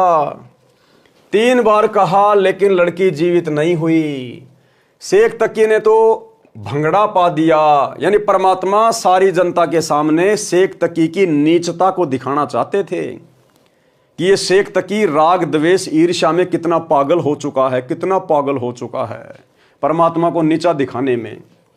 शेख तकी ने तो भंगड़ा पा दिया, नाचे कूदे कि देखा न पाखंडी का पाखंड पकड़ा गया। कबीर साहिब उसको नचाना चाहते थे कि इसको नाचने दे। कबीर, राज तजना सहज है, सहज नारी का ने मान बढ़ाई ईर्ष्या दुर्लभ तजना। ये मान बढ़ाई ईर्ष्या का रोग बहुत भयानक है। अपनी लड़की के जीवित न होने का दुख नहीं, कबीर साहिब की पराजय की खुशी मना रहा था। कबीर साहिब ने कहा कि बैठ जाओ महात्मा जी, शांति रखो। कबीर साहिब ने आदेश दिया कि हे जीवात्मा जहां भी है, कबीर आदेश से इस शव में प्रवेश करो और बाहर आओ। कबीर साहिब का कहना ही था कि इतने में शव में कंपन हुआ और वह लड़की जीवित होकर बाहर आई। कबीर साहिब के चरणों में दंडवत प्रणाम किया। बोलो सतगुरुदेव भगवान की जय हो। उस लड़की ने 1.5 घंटे तक कबीर साहिब की कृपा से प्रवचन किए। कहा, हे भोली जनता, ये भगवान आए हुए हैं, पूर्ण ब्रह्म अनंत कोटि ब्रह्मांड के परमेश्वर हैं। क्या तुम इसको एक मामूली जुलाहा धानक मान रहे हो? हे भूले भटके प्राणियों, ये आपके सामने स्वयं परमेश्वर आए हैं और हम सत्सेवक भाई बहन पिछले 10 वर्षों से ढिंढोरा पीट रहे हैं अपने ही भगत भाई बहनों को समझाने के लिए जो गुरुजी से उपदेश प्राप्त हैं, गुरुजी के परिवार को समझाने के लिए, कोऑर्डिनेटरों को समझाने के लिए कि भैया गुरुजी स्वयं परमात्मा हैं, परमेश्वर हैं, कबीर हैं। नकली कबीर का दाढ़ी मूछ वाली फोटो का प्रकट दिवस मत मनाओ जून में। अपने गुरुजी का 8 सितंबर के दिन सतगुरु प्रकट दिवस मनाओ। घर घर में गुरुदेव को भोग लगाओ। ये परमात्मा है, अल्लाह है, परमेश्वर है, लेकिन उनके कान के ऊपर जूं भी नहीं रेंग रही। हे भूले भटके प्राणियों, ये आपके सामने स्वयं परमेश्वर आए हैं। इनके चरणों में गिरकर अपने जन्म मरण का दीर्घ रोग कटवाओ और शतलोक चलो, जहां पर जाने के बाद जीवात्मा जन्म मरण के चक्कर से बच जाती है। कमाली ने बताया कि इस काल के जाल से बंदी छोड़ कबीर साहिब के बिना कोई नहीं छुटवा सकता। भक्ति मुक्ति के दाता सतगुरु। चाहे हिंदू पद्धति से तीर्थ व्रत गीता भागवत रामायण महाभारत पुराण उपनिषद वेदों का पाठ करना, राम कृष्ण ब्रह्मा विष्णु शिव शेरावाली आदि माया आदि भवानी प्रकृति देवी ज्योति निरंजन की उपासना भी क्यों ना करें, जीव 84 लाख प्राणियों के शरीर में कष्ट से नहीं बच सकता। और मुसलमान पद्धति से भी जीव काल के जाल से नहीं छूट सकता। जैसे रोजे रखना, ईद बकरीद मनाना, 5 वक्त नमाज करना, मक्का मदीना में जाना, मस्जिद में बंग देना आदि सब व्यर्थ है। कमाली ने सभी उपस्थित जनों को संबोधित करते हुए अपने पिछले जन्मों की कथा सुनाई, जो उसे कबीर साहिब की कृपा से याद हो आई, जो कि आप पूर्व में पढ़ चुके हैं। यानी वो कमाली पहले राबिया थी, राबिया वाली आत्मा। कबीर साहिब ने कहा कि बेटी अपने पिता के साथ जाओ। वह लड़की बोली, मेरे वास्तविक पिता तो आप हैं, ये तो नकली पिता है, इसने तो मैं मिट्टी में दबा दी थी, मेरा और इसका हिसाब बराबर हो चुका है। सभी उपस्थित व्यक्तियों ने कहा कि कबीर परमेश्वर ने कमाल कर दिया। कबीर साहिब ने लड़की का नाम कमाली रख दिया और अपनी बेटी की तरह रखा और नाम दिया। उपस्थित व्यक्तियों ने हजारों की संख्या में कबीर परमेश्वर से उपदेश ग्रहण किया। अब शेख तकी ने सोचा कि यह तो और भी बात बिगड़ गई, मेरी तो सारी प्रभुता गई। भाइयों और बहनों, एक छोटा सा सत्संग, ताकि हमें दृढ़ विश्वास हो कि कमाल और कमाली को किसने जीवित किया था, कौन है वो कबीर वर्तमान में। एक छोटा सा सत्संग जिसमें गुरुदेव भगवान कह रहे हैं, इसी घटना का जिक्र करते हुए कमाल को जिंदा करना, कमाली को जिंदा करना। तो गुरुदेव कह रहे हैं, ये तो हमने आंखों से देखा है, कमाल को जीवित करना और कमाली को जीवित करना, इन घटनाओं को तो हमने आंखों देखा है और कानों सुना है। क्या कह रहे हैं गुरुदेव? कि हमने आंखों देखा है और कानों सुना है। तो कौन हुए सतगुरु रामपाल जी भगवान, जिन्होंने उस घटना को आंखों देखा और कानों सुना? स्वयं कबीर परमात्मा, जिन्होंने 650 साल पहले मृत कमाल को और मृत कमाली को मुर्दे से जिंदा किया। सुनिए। अब परमात्मा कबीर जी का भेद है वेदों में, वो क्या करता है? जैसा कि अभी गरीबदास साहिब जी ने अपने भगवान कबीर जी के बारे में बताया कि सतगुर जो चाहे सो करही, जो चाहे सो करही, 14 कोट दूत जम डरही, ऊत भूत जम त्रास निवारे, और चित्रगुप्त के इस काल धर्मराज के कागज पाड़े। अब जैसा आपने सुना कि कबीर परमेश्वर ने, एक कमाल नाम का लड़का मुर्दा था, दरिया में बहता हुआ जा रहा था। शेख तकी, जो सिकंदर लोधी राजा दिल्ली के बादशाह का धार्मिक गुरु था, उसकी फड़क निकालने के लिए, उसका भ्रम निवारण करने के लिए परमेश्वर ने एक मुर्दा, जो कि परिवार के लोगों ने उसको मरने के उपरांत जल प्रवाह कर दिया था, और वो वहां से कम 150 किलोमीटर चल के दरिया में बहता हुआ आ चुका था। उसको जीवित किया, धर्मराज के दरबार से छुड़वा लाए वो परमात्मा। ऐसे ही एक शेख तकी, जो धार्मिक पीर था सिकंदर लोधी राजा का, उसने आखिर में ये शर्त रख दी कि मैं कबीर को अल्लाह तब मानूंगा जब ये मेरी लड़की को जीवित कर दे, जो कब्र में दबा रखी है। मृत्यु हो चुकी थी 12-13 वर्ष की कन्या की, और वो एक कब्र में दबा रखी थी। महीना सारा हो गया था, महीना 20 दिन हो गए थे। तब परमेश्वर ने कई हजार व्यक्तियों के सामने, राजा सिकंदर लोधी के सामने और पीर के सामने वो कब्र फड़वा के और कहा था, हे जीवात्मा जहां भी है, कबीर हुक्म से वापस आ, इस शरीर में प्रवेश कर बेटी बाहर आ। तुरंत ही वो लड़की जीवित होकर के परमात्मा के चरणों में दंडवत प्रणाम किया। बोलो सतगुरुदेव। तो ये तो परमात्मा की लीला प्रत्यक्ष हमने सुनी और देखी है। अब वेद गवाही दे रहे हैं इसकी। सिकंदर लोधी बादशाह का ऐसा दे जलन का रोग ठीक करना। एक बार दिल्ली के बादशाह सिकंदर लोधी को जलन का रोग हो गया। जलन का रोग ऐसा होता है जैसे किसी का आग में हाथ जल जाए, उसमें पीड़ा बहुत होती है। जलन के रोग में कहीं से शरीर जला दिखाई नहीं देता, परंतु पीड़ा अधिक होती है। उसको जलन का रोग कहते हैं। जब प्राणी के पाप बढ़ जाते हैं तो दवा भी व्यर्थ हो जाती है। दिल्ली के बादशाह सिकंदर लोधी के साथ भी वही हुआ। सभी प्रकार की औषधि सेवन की, बड़े बड़े वैद्य बुला लिए और मुंह बोला इनाम रख दिया कि मुझे ठीक कर दो, जो मांगोगे वही दूंगा। दुख में व्यक्ति पता नहीं क्या संकल्प कर लेता है। सभी उपाय निष्फल हुए। उसके बाद अपने धार्मिक काजी, मुल्ला, संतों आदि सबसे अपना आध्यात्मिक इलाज करवाया, परंतु सब असफल रहा। जब हम दुखी हो जाते हैं तो हिंदू और मुसलमान नहीं रहते, फिर तो कहीं पर भी रोग कट जाए वहीं पर चले जाते हैं। वैसे तो हिंदू कहते हैं कि मुसलमान बुरे और मुसलमान कहते हैं कि हिंदू बुरे, और बीमारी हो जाए तो फिर हिंदू व मुसलमान नहीं देखते। जब कष्ट आ जाए तब तो कोई बुरा नहीं, बुरा कोई नहीं है। जो मुसलमान बुरे हैं वे बुरे हैं, और जो हिंदू बुरे हैं वे हिंदू भी बुरे हैं, और दोनों में अच्छे भी हैं। हर मजहब में अच्छे और बुरे व्यक्ति होते हैं, लेकिन हम जीव हैं, हमारी कोई जाति व्यवस्था नहीं है। हमारी जीव जाति है, हमारा धर्म मानव है, परमात्मा को पाना है। हिंदू वैद तथा आध्यात्मिक संत भी बुलाए, स्वयं भी उनसे जाकर मिला और सबसे आशीर्वाद व जंत्र मंत्र करवाए, परंतु सब चेष्टा निष्फल रही।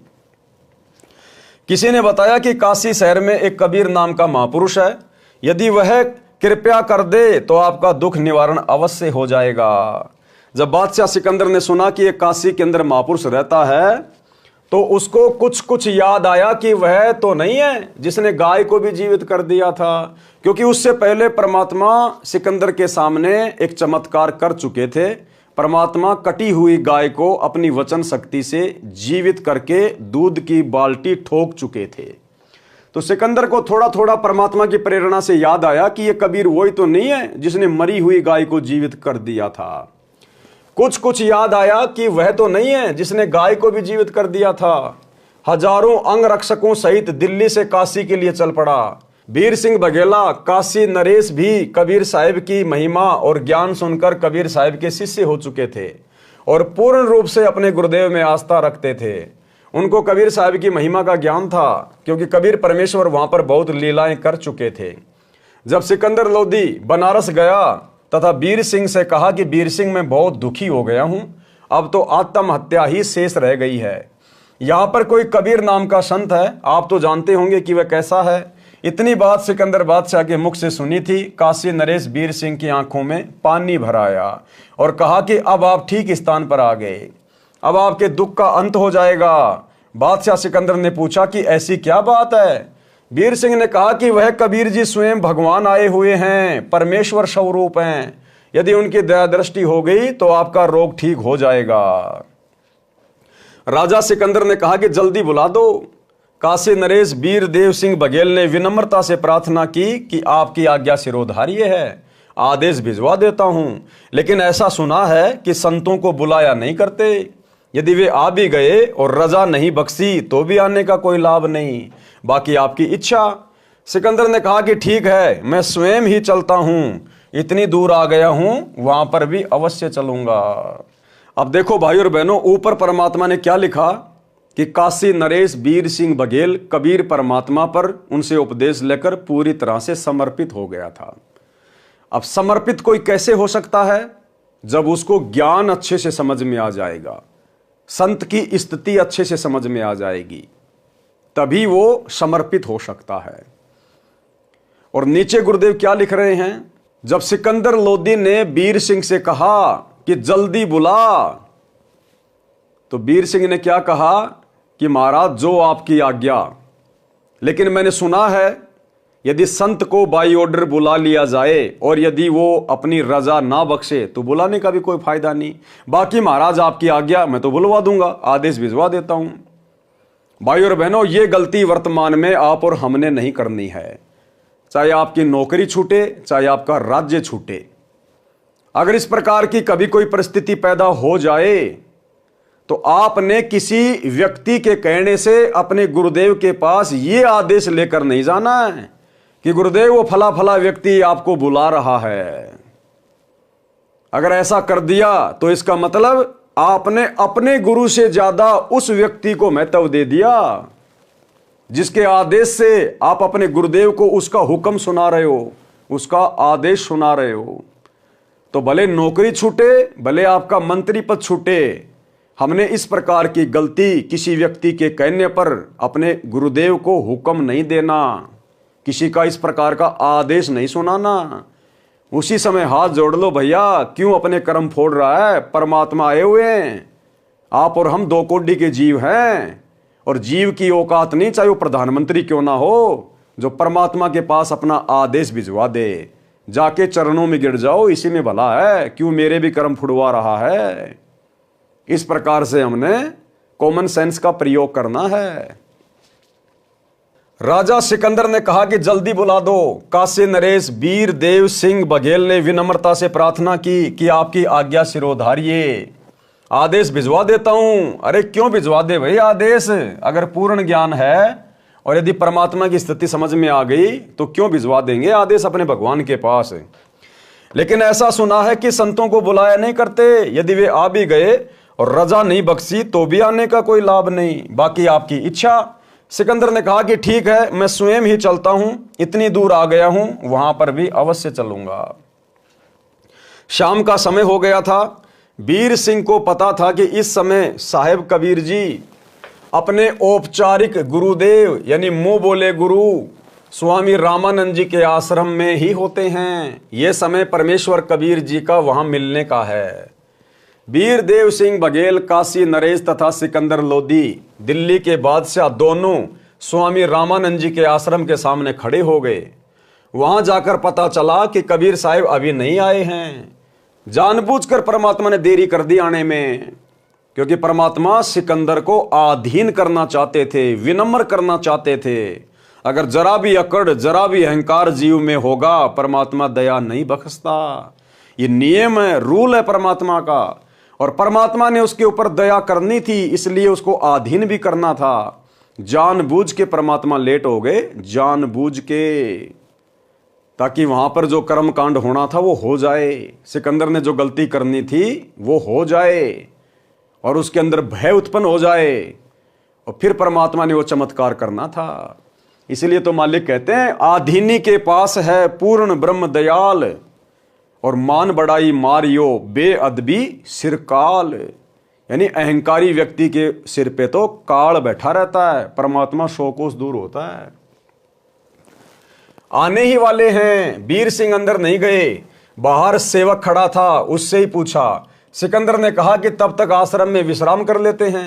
राजा वीर सिंह ने स्वामी रामानंद जी के द्वारपाल सेवक से कहा कि रामानंद जी से प्रार्थना करो कि दिल्ली के बादशाह सिकंदर लोधी आपके दर्शन भी करना चाहते हैं और साहिब कबीर का इंतजार भी आपके आश्रम में ही करना चाहते हैं। सेवक ने अंदर जाकर रामानंद जी को बताया कि दिल्ली के बादशाह सिकंदर लोधी आए हैं।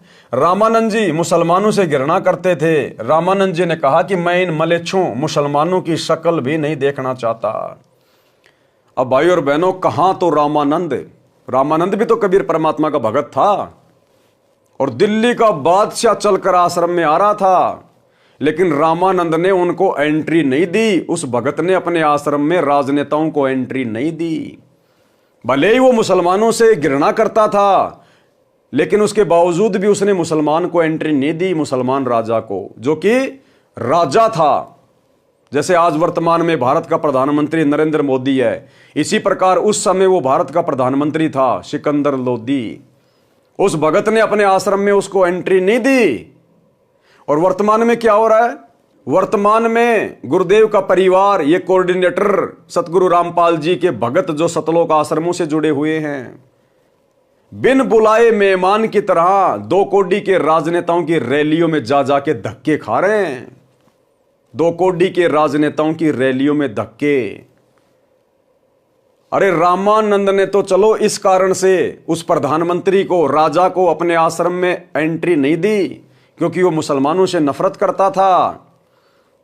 तो इसी प्रकार आप और हम भगत भाई बहन अपने गुरुजी के वचन में बंधे हुए हैं कि भक्तों का राजनीति से कोई मेल नहीं है। भक्ति में राजनीति हानि का सौदा है।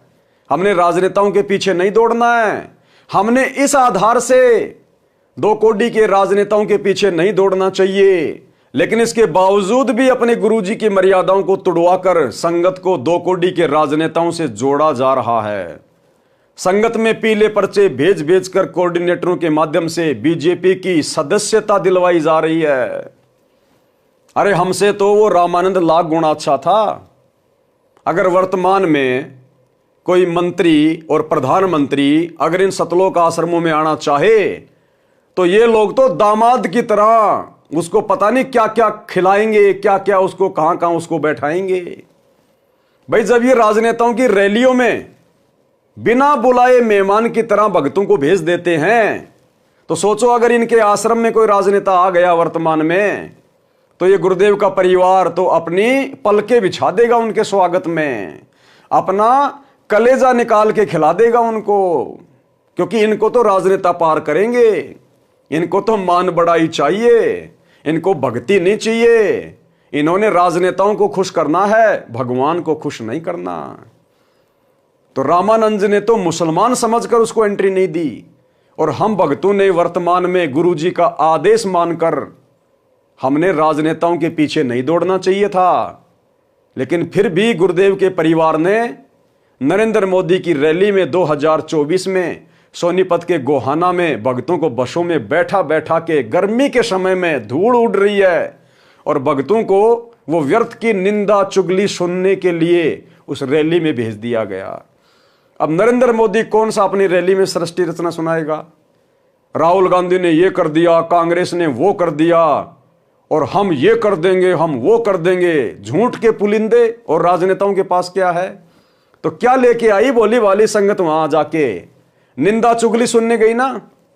और गुरुदेव ने क्या कहा? व्यर्थ की निंदा चुगली सुनना भगत को पाप का भागी बनाती है। तो भाई और बहनों, ये काल का भयंकर जाल, इस जाल में काल ने संगत को गुरुदेव की गैर हाजिरी में पूरी तरह से जकड़ा हुआ है।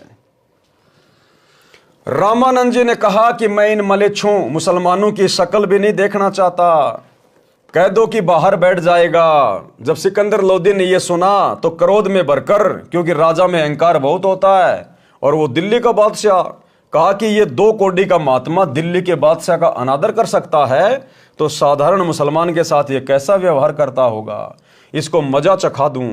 रामानंद जी अलग आसन पर बैठे थे। सिकंदर लोदी ने जाकर रामानंद जी की गर्दन तलवार से काट दी, वापस चल पड़ा। और फिर उसको याद आया कि मैं जिस कार्य के लिए आया था और वह काम अब पूरा नहीं होगा। कहा कि वीर सिंह, देख मैं क्या जुल्म कर बैठा, मेरे बहुत बुरे दिन हैं, चाहता हूं अच्छा करना और होता है बुरा।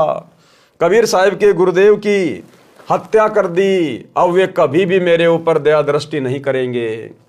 मुझे तो ये दुख भोग कर ही मरना पड़ेगा, मैं बहुत पापी जीव हूं। ये कहता हुआ आश्रम से बाहर की ओर चल पड़ा। वीर सिंह अपने बादशाह के आगे क्या बोलता? जो ही आश्रम से बाहर आए, कबीर साहिब आते दिखाई दिए। वीर सिंह ने कहा कि महाराज जी, मेरे गुरुदेव कबीर साहिब आ गए। जो ही कबीर साहिब थोड़ी दूर रह गए, वीर सिंह ने जमीन पर लेटकर उनको दंडवत प्रणाम किया। अब सिकंदर बहुत घबराया हुआ था, अगर उसने ये जुल्म नहीं किया होता तो वह दंडवत नहीं करता, और दंडवत नहीं करता तो साहिब उस पर रजा भी नहीं बख्श पाते, क्योंकि वह नियम होता है। अब ये जुल्म परमात्मा ने अपनी मर्जी से जानबूझ के करवाया, जानबूझ के। सिकंदर लोधी के भाग्य में रामानंद की गर्दन काटना नहीं था। जिस प्रकार से सम्मन के हाथ से अपने बेटे की गर्दन काटना नहीं लिखा हुआ था, उनकी परीक्षा के लिए परमात्मा ने परिस्थितियां बनाई, क्योंकि मालिक को पता था कि सिकंदर लोधी को जलन का रोग है और ये मेरे पिछले जन्मों की आत्मा है, और वर्तमान में मुझे एक उदाहरण पेश करना है। तो परमेश्वर ने जानबूझकर परिस्थितियां ऐसी पैदा कर दी, तो परमात्मा ने जानबूझ के परिस्थितियां ऐसी बना दी कि यदि सिकंदर लोधी का जलन का रोग ठीक करना है तो पहले उसको आधीनी भाव में लाना पड़ेगा। तो परमात्मा ने ऐसी प्रेरणा कर दी, पंडित रामानंद जी में एकदम से उखड़ गया कि मुसलमानों की नो एंट्री। उधर से सिकंदर लोधी को गुस्सा आ गया, उसने जाकर पंडित जी की गर्दन काट दी। अब पंडित रामानंद जी को भी परमात्मा ने शिक्षा देनी थी कि भैया, एक तरफ तो तू भक्ति कर रहा है और मुसलमानों से तू राग द्वेष करता है, तेरी भक्ति सफल कैसे होगी? अरे मुसलमान क्या परमात्मा के बच्चे नहीं है क्या? ये भी तो उसी अल्लाह की रूह है। अगर तुम भक्ति करते करते हिंदू मुसलमानों को अलग अलग देखोगे, एक दूसरे का विरोध करोगे, तो कैसे मोक्ष प्राप्त करोगे? तो परमात्मा ने पंडित रामानंद जी को भी शिक्षा देनी थी, और उधर सिकंदर का जलन का रोग ठीक करने के लिए उसको आधीन करना था।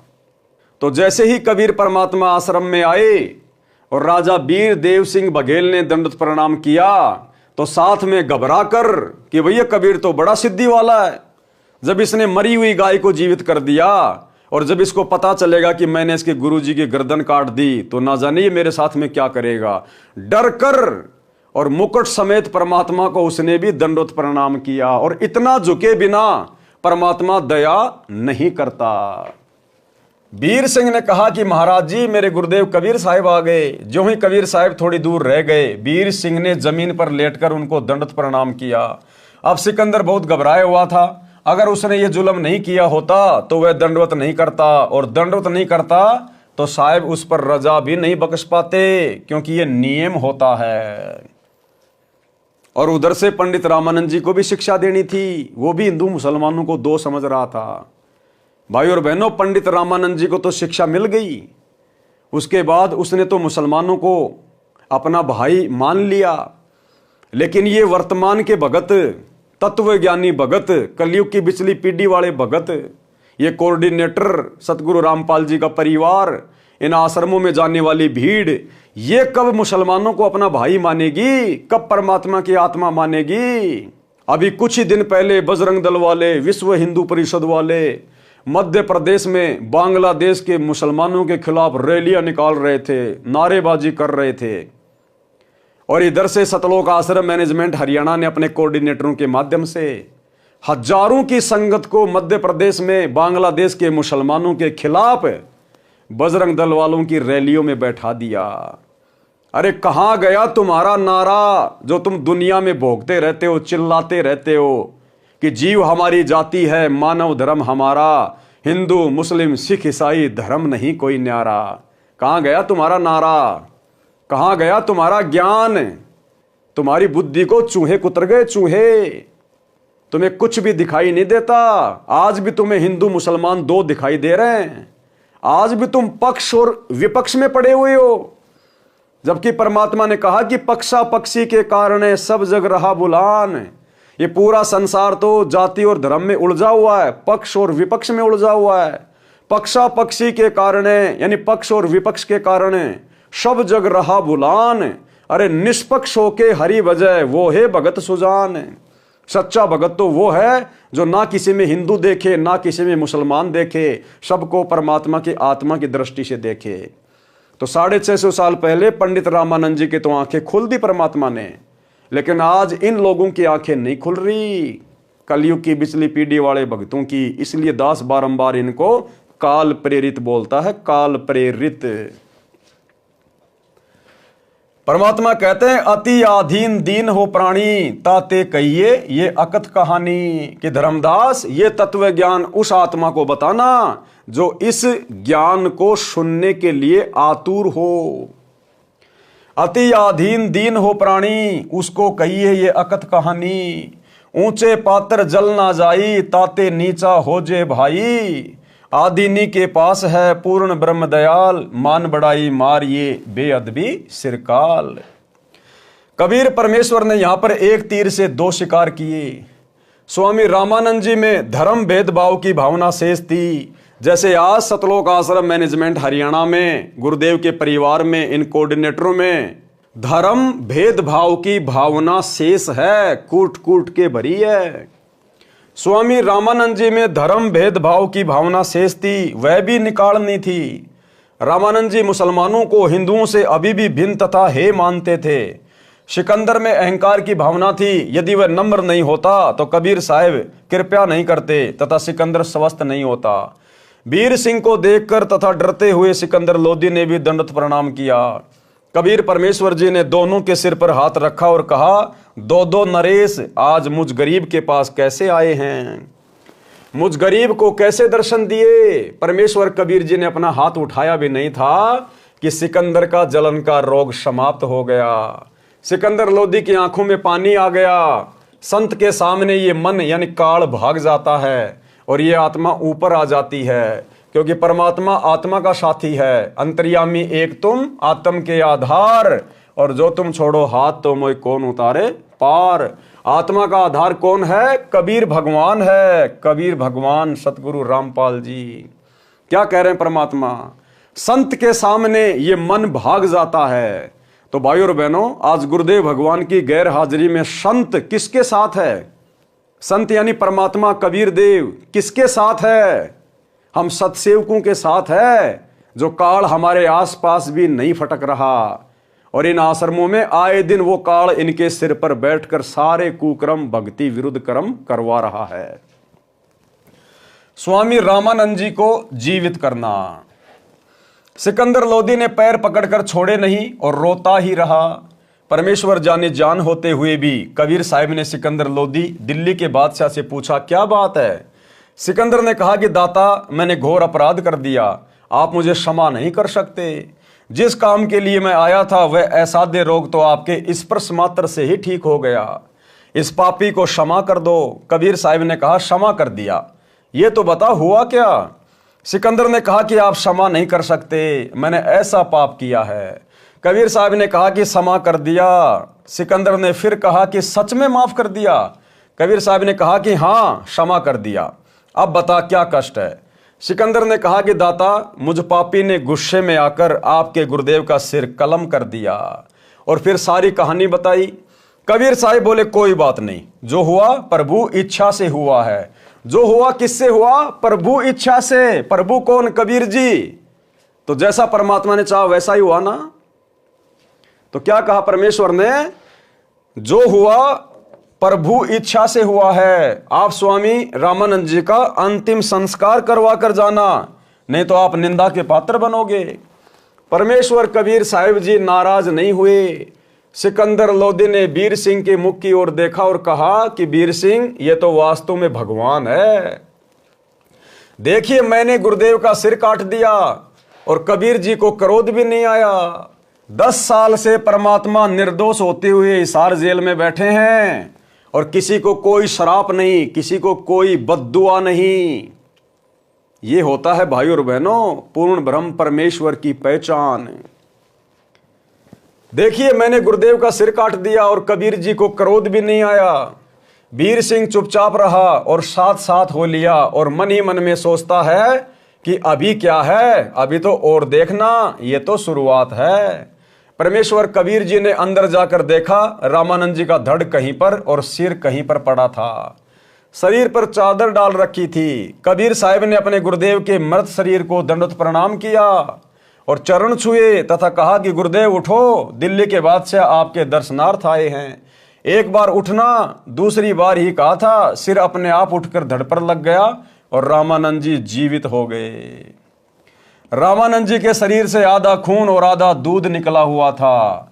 जब साहिब कबीर ने स्वामी रामानंद जी से कारण पूछा तो साहिब ने बताया कि स्वामी जी, आपके अंदर ये थोड़ी सी कसर और रह गई है कि अभी तक आप हिंदू और मुसलमानों को दो समझते हो। इसी प्रकार वर्तमान में गुरुदेव का परिवार, ये कोऑर्डिनेटर आश्रम वाले आज भी हिंदू और मुसलमानों को दो समझ रहे हैं। अन्यथा मुसलमान चाहे बांग्लादेश के हो चाहे हिंदुस्तान के हो, भाड़ में जाए, चाहे हिंदू मुसलमान को सता रहा है या मुसलमान हिंदुओं को सता रहा है। हमारा काम है यदि संपर्क हो जाए तो गुरुजी का ज्ञान समझाना। हम भक्तों का ये कर्म नहीं है कि हिंदुओं का पक्ष ले लो मुसलमानों के विरोध में और मुसलमानों का पक्ष ले लो हिंदुओं के विरोध में। ये भक्तों के कर्म नहीं है। भगत कभी ये पक्ष और विपक्ष की भूमिका में नहीं पड़ता, अन्यथा परमात्मा से कोसों दूर हो जाता है। तो भाई और बहनों, वर्तमान पिछली पीढ़ी में भी देख लो काल का किस कदर तांडव मच रहा है संगत के ऊपर। 30 वर्षों से इतना ज्ञान देने के बाद भी संगत वही कर्म कर रही है जो कर्म परमात्मा को दुखी करते हैं। आज भी ये लोग हिंदू मुसलमानों को दो मान रहे हैं।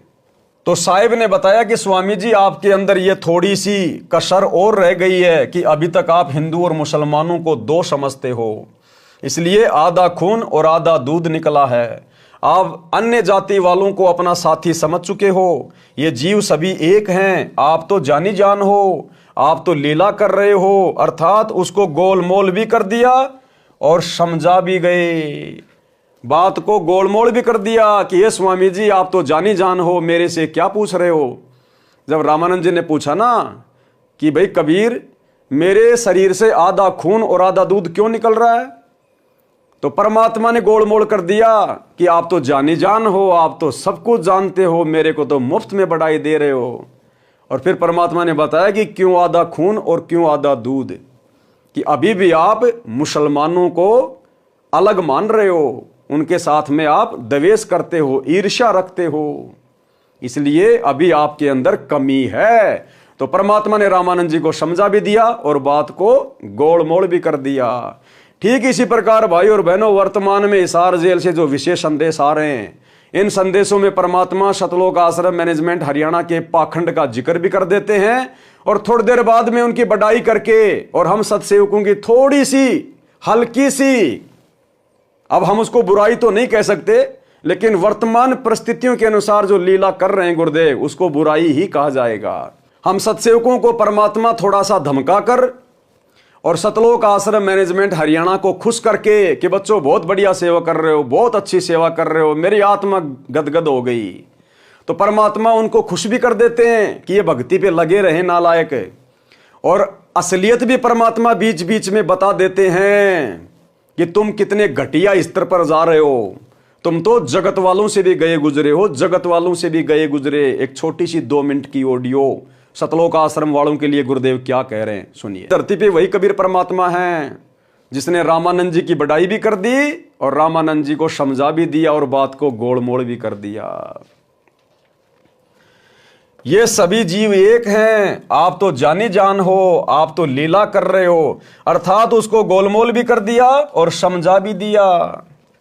कबीर अलख इलाई एक है, नाम धर्या दोए। अब देखो ये कितनी गहरी वाणियां हैं भाई और बहनों, ये सांकेतिक वाणियां हैं और ये 7 संगतियां परमात्मा ने इसीलिए शुरू करवाई हैं ताकि इन संकेतों को समझकर हम अपने गुरुदेव को परमात्मा के रूप में हृदय से स्वीकार कर लें।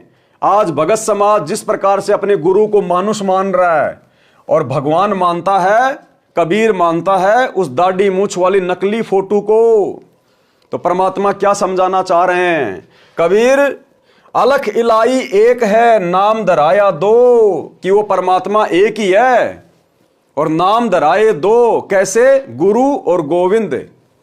जबकि वो गोविंद यानी कबीर परमात्मा खुद ही गुरु बनता है, लेकिन फिर भी आज गुरुदेव भगवान अपने आप को क्या कहते हैं? मैं तो कबीर जी का भेजा हुआ संत हूं, उनका भेजा हुआ दास हूं। है वो एक ही परमात्मा, लेकिन यहां पर डबल डबल रोल कर रहा है। क्या कह रहे हैं मालिक? अलख इलाई एक है, यानी वो कबीर भगवान अल्लाह एक ही है, लेकिन नाम धराया दोए। एक नाम से दुनिया जानती है कबीर, कबीर परमात्मा, और दूसरा नाम वर्तमान में क्या रख लिया? संत रामपाल, संत रामपाल। तो क्या कह रहे हैं गुरुदेव? अलख इलाई एक है, नाम धराया दोए, कहे कबीर दो नाम सुन, भरम पड़ो मत कोई। अरे ये 2 नाम सुन के भरम में मत पड़ जाना कि हमारे गुरु जी अलग हैं और कबीर जी अलग हैं। वो एक ही शक्ति है। अरे वो एक ही शक्ति कबीर भगवान। और सतयुग में अपना क्या नाम धराया? सत सुकृत। तो क्या कबीर और सत सुकृत 2 अलग अलग थे क्या? नहीं। उस कबीर भगवान ने त्रेता युग में अपना नाम धराया मुनिंदर ऋषि। तो क्या मुनिंदर और कबीर परमात्मा अलग अलग थे क्या? नहीं। द्वापर में उसने अपना नाम रखवाया करुणा में। तो क्या कबीर और करुणा में अलग अलग थे क्या? नहीं। 350 साल पहले अपना नाम रखवाया गरीबदास। तो क्या गरीबदास और कबीर अलग अलग थे? नहीं। और वर्तमान में अपना नाम रखवाया संत रामपाल दास। तो क्या सतगुरु रामपाल जी और कबीर परमात्मा अलग अलग है क्या? अब ये आप और हमारी कॉमन सेंस के ऊपर है। तो क्या कह रहे हैं गुरुदेव? कबीर अलख इलाई एक है, नाम धराया दो, कहे कबीर 2 नाम सुन, भरम पड़ो मत कोई। कि ये 2 नाम सुनकर भ्रम में मत पड़ जाना कि सतगुरु रामपाल जी और कबीर जी अलग अलग होंगे, दोनों एक ही हैं। कबीर राम रहीमा एक है, नाम धराया दो, कहे कबीर 2 नाम सुन, भरम पड़ो मत कोई। जिस प्रकार हिंदू उस अल्लाह को क्या कहते हैं? राम। और मुसलमान उस अल्लाह को क्या कहते हैं? रहीम। तो परमात्मा कहते हैं वो तो एक ही शक्ति है, ये तो तुम सोच रहे हो कि वो अलग अलग हैं। ठीक इसी प्रकार गुरु ही परमात्मा है, गुरु ही कबीर है। भले हम अपनी छोटी बुद्धि से गुरु को अलग माने, कबीर जी को अलग माने, लेकिन आध्यात्मिक दृष्टि से वो कबीर परमात्मा खुद ही गुरु बनकर आता है। तो हमारे गुरुदेव जो पूर्ण गुरु की भूमिका कर रहे हैं, स्वयं परमात्मा है, सतगुरु पूर्ण ब्रह्म है, सतगुरु आप अलेख, और सतगुरु रमता राम है, याम में मीन न मेख। और भाइयों और बहनों, परमात्मा कहते हैं गुरु को पूर्ण ब्रह्म कर जाने। अब पूर्ण ब्रह्म कौन है? कबीर जी। तो गुरु को क्या मान के चले? कबीर। गुरु को पूर्ण ब्रह्म कर जाने और भाव कभू नहीं आने। अपने मन में और विचार भी मत करना इसके अलावा कि मेरे गुरु के अलावा कोई और भी परमात्मा होगा, कोई और भी कबीर होगा। ये स्वयं ही कबीर हैं। कबीर कृष्ण करीमा एक है, नाम धराया दो। कहे कबीर दो नाम सुन, भरम पड़ो मत कोई। कबीर काशी काबा एक है, एक राम रही मैदा एक पकवान बहु, बैठी कबीरा जी में। जिस प्रकार मैदा एक ही वस्तु है, लेकिन उसके कई प्रकार के आइटम बन जाते हैं। उसकी मिठाइयां बन जाती है, मैदा की बर्फी भी बन जाती है, मैदा से लड्डू भी बन जाता है। अब लड्डू अलग, बर्फी अलग, नाम अलग अलग हो गए, लेकिन वस्तु एक ही है, वो एक ही वस्तु से बनी है। तो इसी प्रकार कबीर परमात्मा ही सतगुरु की भूमिका करता है, इसलिए उनमें कोई भेद नहीं समझना चाहिए। गुरु गोविंद दो नहीं भाई, जब तक दो समझेंगे दो जग में जाही। और आगे देखो परमात्मा ने कितना क्लियर कर दिया, अपना नाम तक लिखवा दिया धर्मदास जी से 650 साल पहले, कि वर्तमान में वो कबीर परमात्मा संत रामपाल जी के रूप में आएगा। कबीर एक वस्तु के नाम बहु, लीजे वस्तु पहचान। कि एक ही परमात्मा के बहुत नाम है, उसको पहचान लो। कबीर एक वस्तु के नाम बहुत, लीजे वस्तु पहचान। ये कबीर परमात्मा सतयुग में सतसुकृत नाम से आया, त्रेता में मुनिंद्र नाम से आया, द्वापर में करुणा में नाम से आया, फिर गरीबदास जी के नाम से आया, कभी जिंदा बाबा के नाम से आया, वर्तमान में सतगुरु रामपाल जी के नाम से आए। तो कह रहे एक वस्तु के नाम बहुत है, लीजिए वस्तु पहचान। अपने गुरु को पहचान लो कौन है। कबीर एक वस्तु के नाम बहु, लीजिए वस्तु पहचान। नाम पक्ष नहीं कीजिए, सार तत्व ले जान। कि नाम के चक्कर में मत पड़े कि उसका नाम तो कबीर है, कबीर है, वो कबीर ही भगवान है, दाढ़ी मूंछ वाला भगवान है। कहते सार तत्व को पहचान ले। जो ज्ञान वर्तमान में उस कबीर वाला, उस कबीर के जैसा यदि कोई और दे रहा है तो वो कबीर ही है। कबीर के अलावा कोई सृष्टि रचना संसार में नहीं बता सकता। कबीर के अलावा कोई काल से पंगा नहीं ले सकता, समस्त धर्म ग्रंथों को खोल के नहीं बता सकता, निस्वार्थ भाव से परमार्थ का काम नहीं कर सकता, बंदी छोड़ की तत्वदर्शी संत की सतगुरु की भूमिका नहीं निभा सकता कबीर के अलावा कोई भी। तो परमात्मा कह रहे हैं नाम वाम के चक्कर में मत पड़ना, सार वस्तु ले जान। जो सार वस्तु है ना उसको पहचान ले। कबीर सब काहू का लीजिए, साचा शब्द निहार। पक्षपात ना कीजिए, कह कबीर विचार। अब आगे देखो, 2 लाइनों में परमात्मा ने बिल्कुल क्लियर कर दिया। 650 साल पहले धर्मदास जी से लिखवा दिया कि कलयुग की पिछली पीढ़ी में कबीर किस नाम से आएगा। कबीर राम कबीरा एक है, दूजा कबू ना होए। कबीर राम कबीरा एक है। अब सांसारिक दृष्टि में तो दुनिया यह समझेगी कि जो दशरथ पुत्र राम है उसके बारे में कहा गया है कि राम कबीरा एक है। लेकिन आध्यात्मिक दृष्टि से हमने क्या समझना है, राम यानी रामपाल। राम कबीरा एक है क्योंकि मालिक को पता था कलयुग की पिछली पीढ़ी में जब मैं रामपाल दास के नाम से जाऊंगा, 8 सितंबर 1951 को गांव धनाना में जाके प्रकट होऊंगा, लीला करूंगा। ये काल इतनी आसानी से मेरे भक्तों को मुझे परमात्मा नहीं मानने देगा। उस दाढ़ी मूंछ वाली फोटो के पीछे लगा देगा भक्तों को, जैसे पहले राम और श्री कृष्ण की फोटो के पीछे लगा रखा था। तो मालिक को मालूम था, इसलिए परमात्मा ने संकेतों में धर्मदास जी से लिखवा दिया कबीर राम कबीरा एक है। कि कलयुग की पिछली पीढ़ी वाले भक्तों, रामपाल, राम यानी रामपाल और कबीर दोनों एक ही हैं। और एक छोटा सा सत्संग गुरुदेव का हिसार जेल से आया हुआ विशेष संदेश नंबर 75। क्या कह रहे हैं गुरुदेव कि 650 साल पहले वो परमात्मा गरीबदास जी के पास में आए और भाई आज तुम्हारे सामने प्रकट है, पहचान सको तो पहचान लो। तो गरीबदास जी के सामने कौन आए थे? गरीबदास जी के समय कौन प्रकट हुआ था? यही कबीर, जिंदा महात्मा के रूप में। और गुरुदेव कह रहे हैं भाई अब तुम्हारे सामने प्रत्यक्ष है, प्रकट है, पहचान सको तो पहचान लो। अब इससे ज्यादा खुल के गुरुदेव और क्या बोलेंगे कि भाई गरीबदास जी का गुरु वो जिंदा बाबा, मैं तुम्हारा गुरु सतगुरु रामपाल जी ही हूं। इसीलिए तो गरीबदास जी ने कहा था कि सतगुरु दिल्ली मंडल आईसी, सूती धरनी सूम जगाईसी। कौन सतगुरु?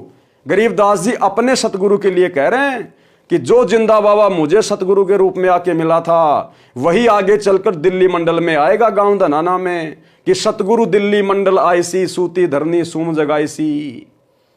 और यहां गुरुदेव ने इस ऑडियो में स्पष्ट कर दिया कि उत्तर दक्षिण पूर्व पश्चिम क्यों फिरदा दाने दाने नू, सर्व कला सतगुरु साहिब की हरि आए हरियाणे नू। कि भाई वो गरीबदास जी के समय प्रत्यक्ष प्रकट था और भाई अब तुम्हारे सामने प्रत्यक्ष आया हुआ है, प्रकट है, पहचान सको तो पहचान लो। यानी गुरुदेव ने साबित कर दिया कि तुम्हारा गुरु ही वो कबीर है जो गरीबदास जी को मिला था। सुनिए तो क्या बताते हैं, उत्तर दक्षिण पूर्व पश्चिम फिरता दाने दाने नो, और सर्व कला सतगुरु साहिब की हरि आए हरियाणे। गरीबदास जी के समय आए थे रिबारे भाई प्रगट सामने था रे, पहचाने जात पहचान लियो। गरीबदास जी के समय आए थे रिबारे भाई प्रगट सामने था रे, पहचाने जात पहचान लियो। गरीबदास जी के समय आए थे रिबारे भाई प्रगट सामने था रे, पहचाने जात पहचान लियो। तो भाई और बहनों, अब ये वाणी हमने अपने तरीके से समझनी है। एक सिक्के के दो पहलू होते हैं। परमात्मा एक तीर से अनेकों शिकार करते हैं, अनेकों शिकार। तो आप और हमें परमात्मा इस प्रकार से अपना शिकार बनाना चाहते हैं कि मेरे बच्चे मुझे पहचान लें। कबीर राम कबीरा एक है, दूजा कबू न होए। कि अगर कोई दाढ़ी मूंछ वाली उस फोटो को ही कबीर जी मान रहा है तो वो तो वैसे भी नहीं है कबीर, वो तो मुर्दा फोटो है, तुम्हारे किसी काम की नहीं।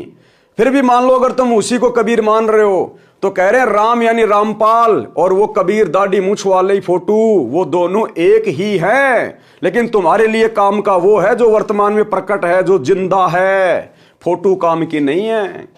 कबीर रामपाल कबीरा एक है, दूजा कबू न होए। अंतर टाटी कपट की ताते दिखे दोए। लेकिन तुम भक्तों के मन में दोष है, तुम अपने गुरु को परमात्मा मानने को तैयार नहीं हो, इसलिए तुम्हारे को दो दिखाई दे रहे हैं। अन्यथा सतगुरु रामपाल जी और कबीर जी एक ही हैं।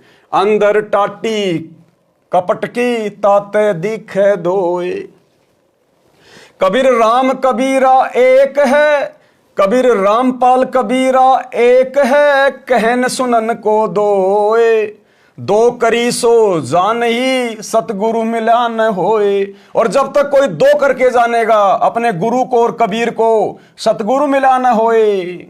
अभी वो अपने सतगुरु से मिला नहीं है, अभी उसने अपना दिल अपने सतगुरु को दिया नहीं है, अभी वो काल प्रेरित है नाम लेकर भी, जो अपने गुरु को और कबीर जी को अलग अलग मान रहा है। कितना क्लियर कर दिया। कबीर राम कबीरा यानी रामपाल कबीरा एक है, कहन सुनन को दो। दो कर सोई जान ही, सतगुरु मिला न होए। अगर अब भी कलयुग की बिचली पीढ़ी में भी यदि कोई अपने गुरु के अलावा परमात्मा मान रहा है तो कहते हैं अभी वो अपने सतगुरु से मिला नहीं है, अभी वो अपने सतगुरु पे पूर्णतया समर्पित नहीं है, इसलिए उसके मन में दोष है, उसके घट में काल बैठा हुआ है। एक छोटा सा सत्संग जिसमें गुरुदेव ने धर्मदास को समझाया कि धर्मदास, गुरु में और परमात्मा में जब तक कोई दो भाव समझेगा तब तक उसके घट में काल समाया रहेगा, काल। तो ये संगत अभी भी अपने गुरु को और कबीर जी को अलग अलग मानती है, इसलिए इनके घट में काल बैठा है, इनको अभी अपने गुरु में परमात्मा नजर नहीं आ रहा। छोटा सा सत्संग। नाम डोर गहो गए लोग कह जाई, यम धर्म राय ते ही देख डराई। इस नाम की डोरी लेकर तुम चालो भाई, फिर धर्म राय काल इसको देख कर डर जाता है। ज्ञानी करोशस जाय जे ही जाही, तिनका तोरो जल अमचाई। जी विद तीन ने हम तुमको पाना, ये विद देहु शिष्य दाना। हम तुम में अंतर नाही, जैसे तरंग माही समाही।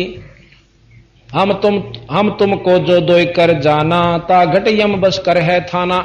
अब बंदी छोड़े का बात में कितनी गहराई बतागे कि जिस प्रकार सतपुरुष ने बोला कि मैंने तेरे को नाम दिया, कबीर साहब अपने दो रोल कर रहे हैं, इसी प्रकार तू जाकर मृतलोक के जीवन दे दे। और फिर उन्होंने बता दिया कि तेरे में और मेरे में कोई दूसरी भाव समझेगा, यानी गुरु में और सतपुरुष में अगर कोई दूसरा भाव समझता है तो वो कहे उसके घट में फिर काल बैठ जाएगा आके। महाराज कहते हैं कबीर गुरु मानस कर जानते वह नर कहिए अंध, और महा दुखी संसार में फिर आ गए यम के फंद। कबीर रामपाल कबीरा एक है, कहन सुनन को दो, दो कर सोई जान ही सतगुरु मिला न होए। रामानंद जी ने सिकंदर को सीने से लगाया तथा उसके बाद हिंदू तथा मुसलमान को तथा सर्व जाति व धर्मों के व्यक्तियों को प्रभु के बच्चे जानकर प्यार देने लगे तथा अपने औपचारिक शिष्य वास्तव में परमेश्वर कबीर साहिब जी का धन्यवाद किया कि आपने मेरा अज्ञान पूर्ण रूप से दूर कर दिया। हम एक पिता प्रभु की संतान हैं, मुझे दृढ़ विश्वास हो गया। दिल्ली के बादशाह सिकंदर लोदी के साथ उनका धार्मिक गुरु शेख तकी भी बनारस गया था। वह रेस्ट हाउस यानी विश्राम गृह में ही रुका था, क्योंकि शेख तकी हिंदू संतों से बहुत ईर्ष्या करता था तथा उन्हें वह उनके शिष्यों को काफिर कहता था। इसलिए स्वामी रामानंद जी के आश्रम में जाने से इनकार कर दिया था। राजा सिकंदर लोदी के साथ स्वामी रामानंद जी के आश्रम में नहीं गया था। महाराजा सिकंदर ने विश्राम गृह में आकर परमेश्वर कबीर साहिब जी द्वारा अपने असाध्य रोग का निवारण केवल आशीर्वाद मात्र से करने तथा स्वामी रामानंद जी को पुनः जीवित करने की कथा खुशी खुशी अपने धार्मिक पीर शेख तकी को बताई तथा कहा कि पीर जी, मैं पूर्ण रूप से स्वस्थ हूं, मेरे किसी अंग में कोई पीड़ा नहीं है। रात्रि का समय था, प्रभु कबीर साहिब जी सुबह आने की कहकर अपनी कुटिया पर चले गए थे। शेख तकी ने बादशाह के मुख से अन्य संत की भूरी भूरी प्रशंसा सुनी तो अंदर ही अंदर जल भुन गया। रात भर करवटें बदलता रहा, परमेश्वर कबीर साहिब जी को नीचा दिखाने की योजना बनाता रहा। स्वामी रामदेवानंद गुरु महाराज जी की असीम कृपा से नहीं, यहां तो केवल परमात्मा अपने मुंह बोले गुरुदेव को महिमा दे रहे हैं ताकि आप और हम भगत भाई बहन अपने गुरुदेव से शिक्षा लेकर अपने पूज्य गुरुदेव जी को महिमा दें, जो कि हमारे पूज्य गुरुदेव तो वास्तव में महिमा के पात्र हैं। इनके अलावा तो सृष्टि में किसी और की महिमा की नहीं जा सकती, क्योंकि और कोई महिमावान है ही नहीं। तो स्वामी सतगुरु रामपाल जी परमेश्वर जी की असीम कृपा से पारक के अंग का सरलार्थ यानी गुरुदेव के द्वारा जो सरलार्थ किया गया है उसके ऊपर ये वीडियो बनाने की श्रृंखला समाप्त हुई। सत साहिब यानी सतगुरु रामपाल जी परमात्मा, सत यानी अविनाशी, साहिब यानी परमात्मा, सतगुरु रामपाल जी यानी सत साहिब। तो भाइयों बहनों, आज के वीडियो में केवल इतना ही। कल रात्रि 8 बजे सभी भाई बहन फिर से लाइव जुड़ेंगे। आगे के वीडियो में परमेश्वर ने आप और हमारे लिए क्या शिक्षा छुपा रखी है, कल रात्रि 8 बजे सभी भाई बहन लाइव जुड़िए। तब तक गुरुदेव भगवान आप और हम सभी को आज्ञा दे, इजाजत दे, आशीर्वाद दे। बंदी छोड़ सतगुरु रामपाल जी परमेश्वर जी की जय हो। भाई जो गुरु बचन पे डट गे, कट गे फंद 84 के, कट गे फंद 84 के, कट गे फंद 84 के। भाई जो गुरु बचन पे डट गे, कट गे फंद 84 के।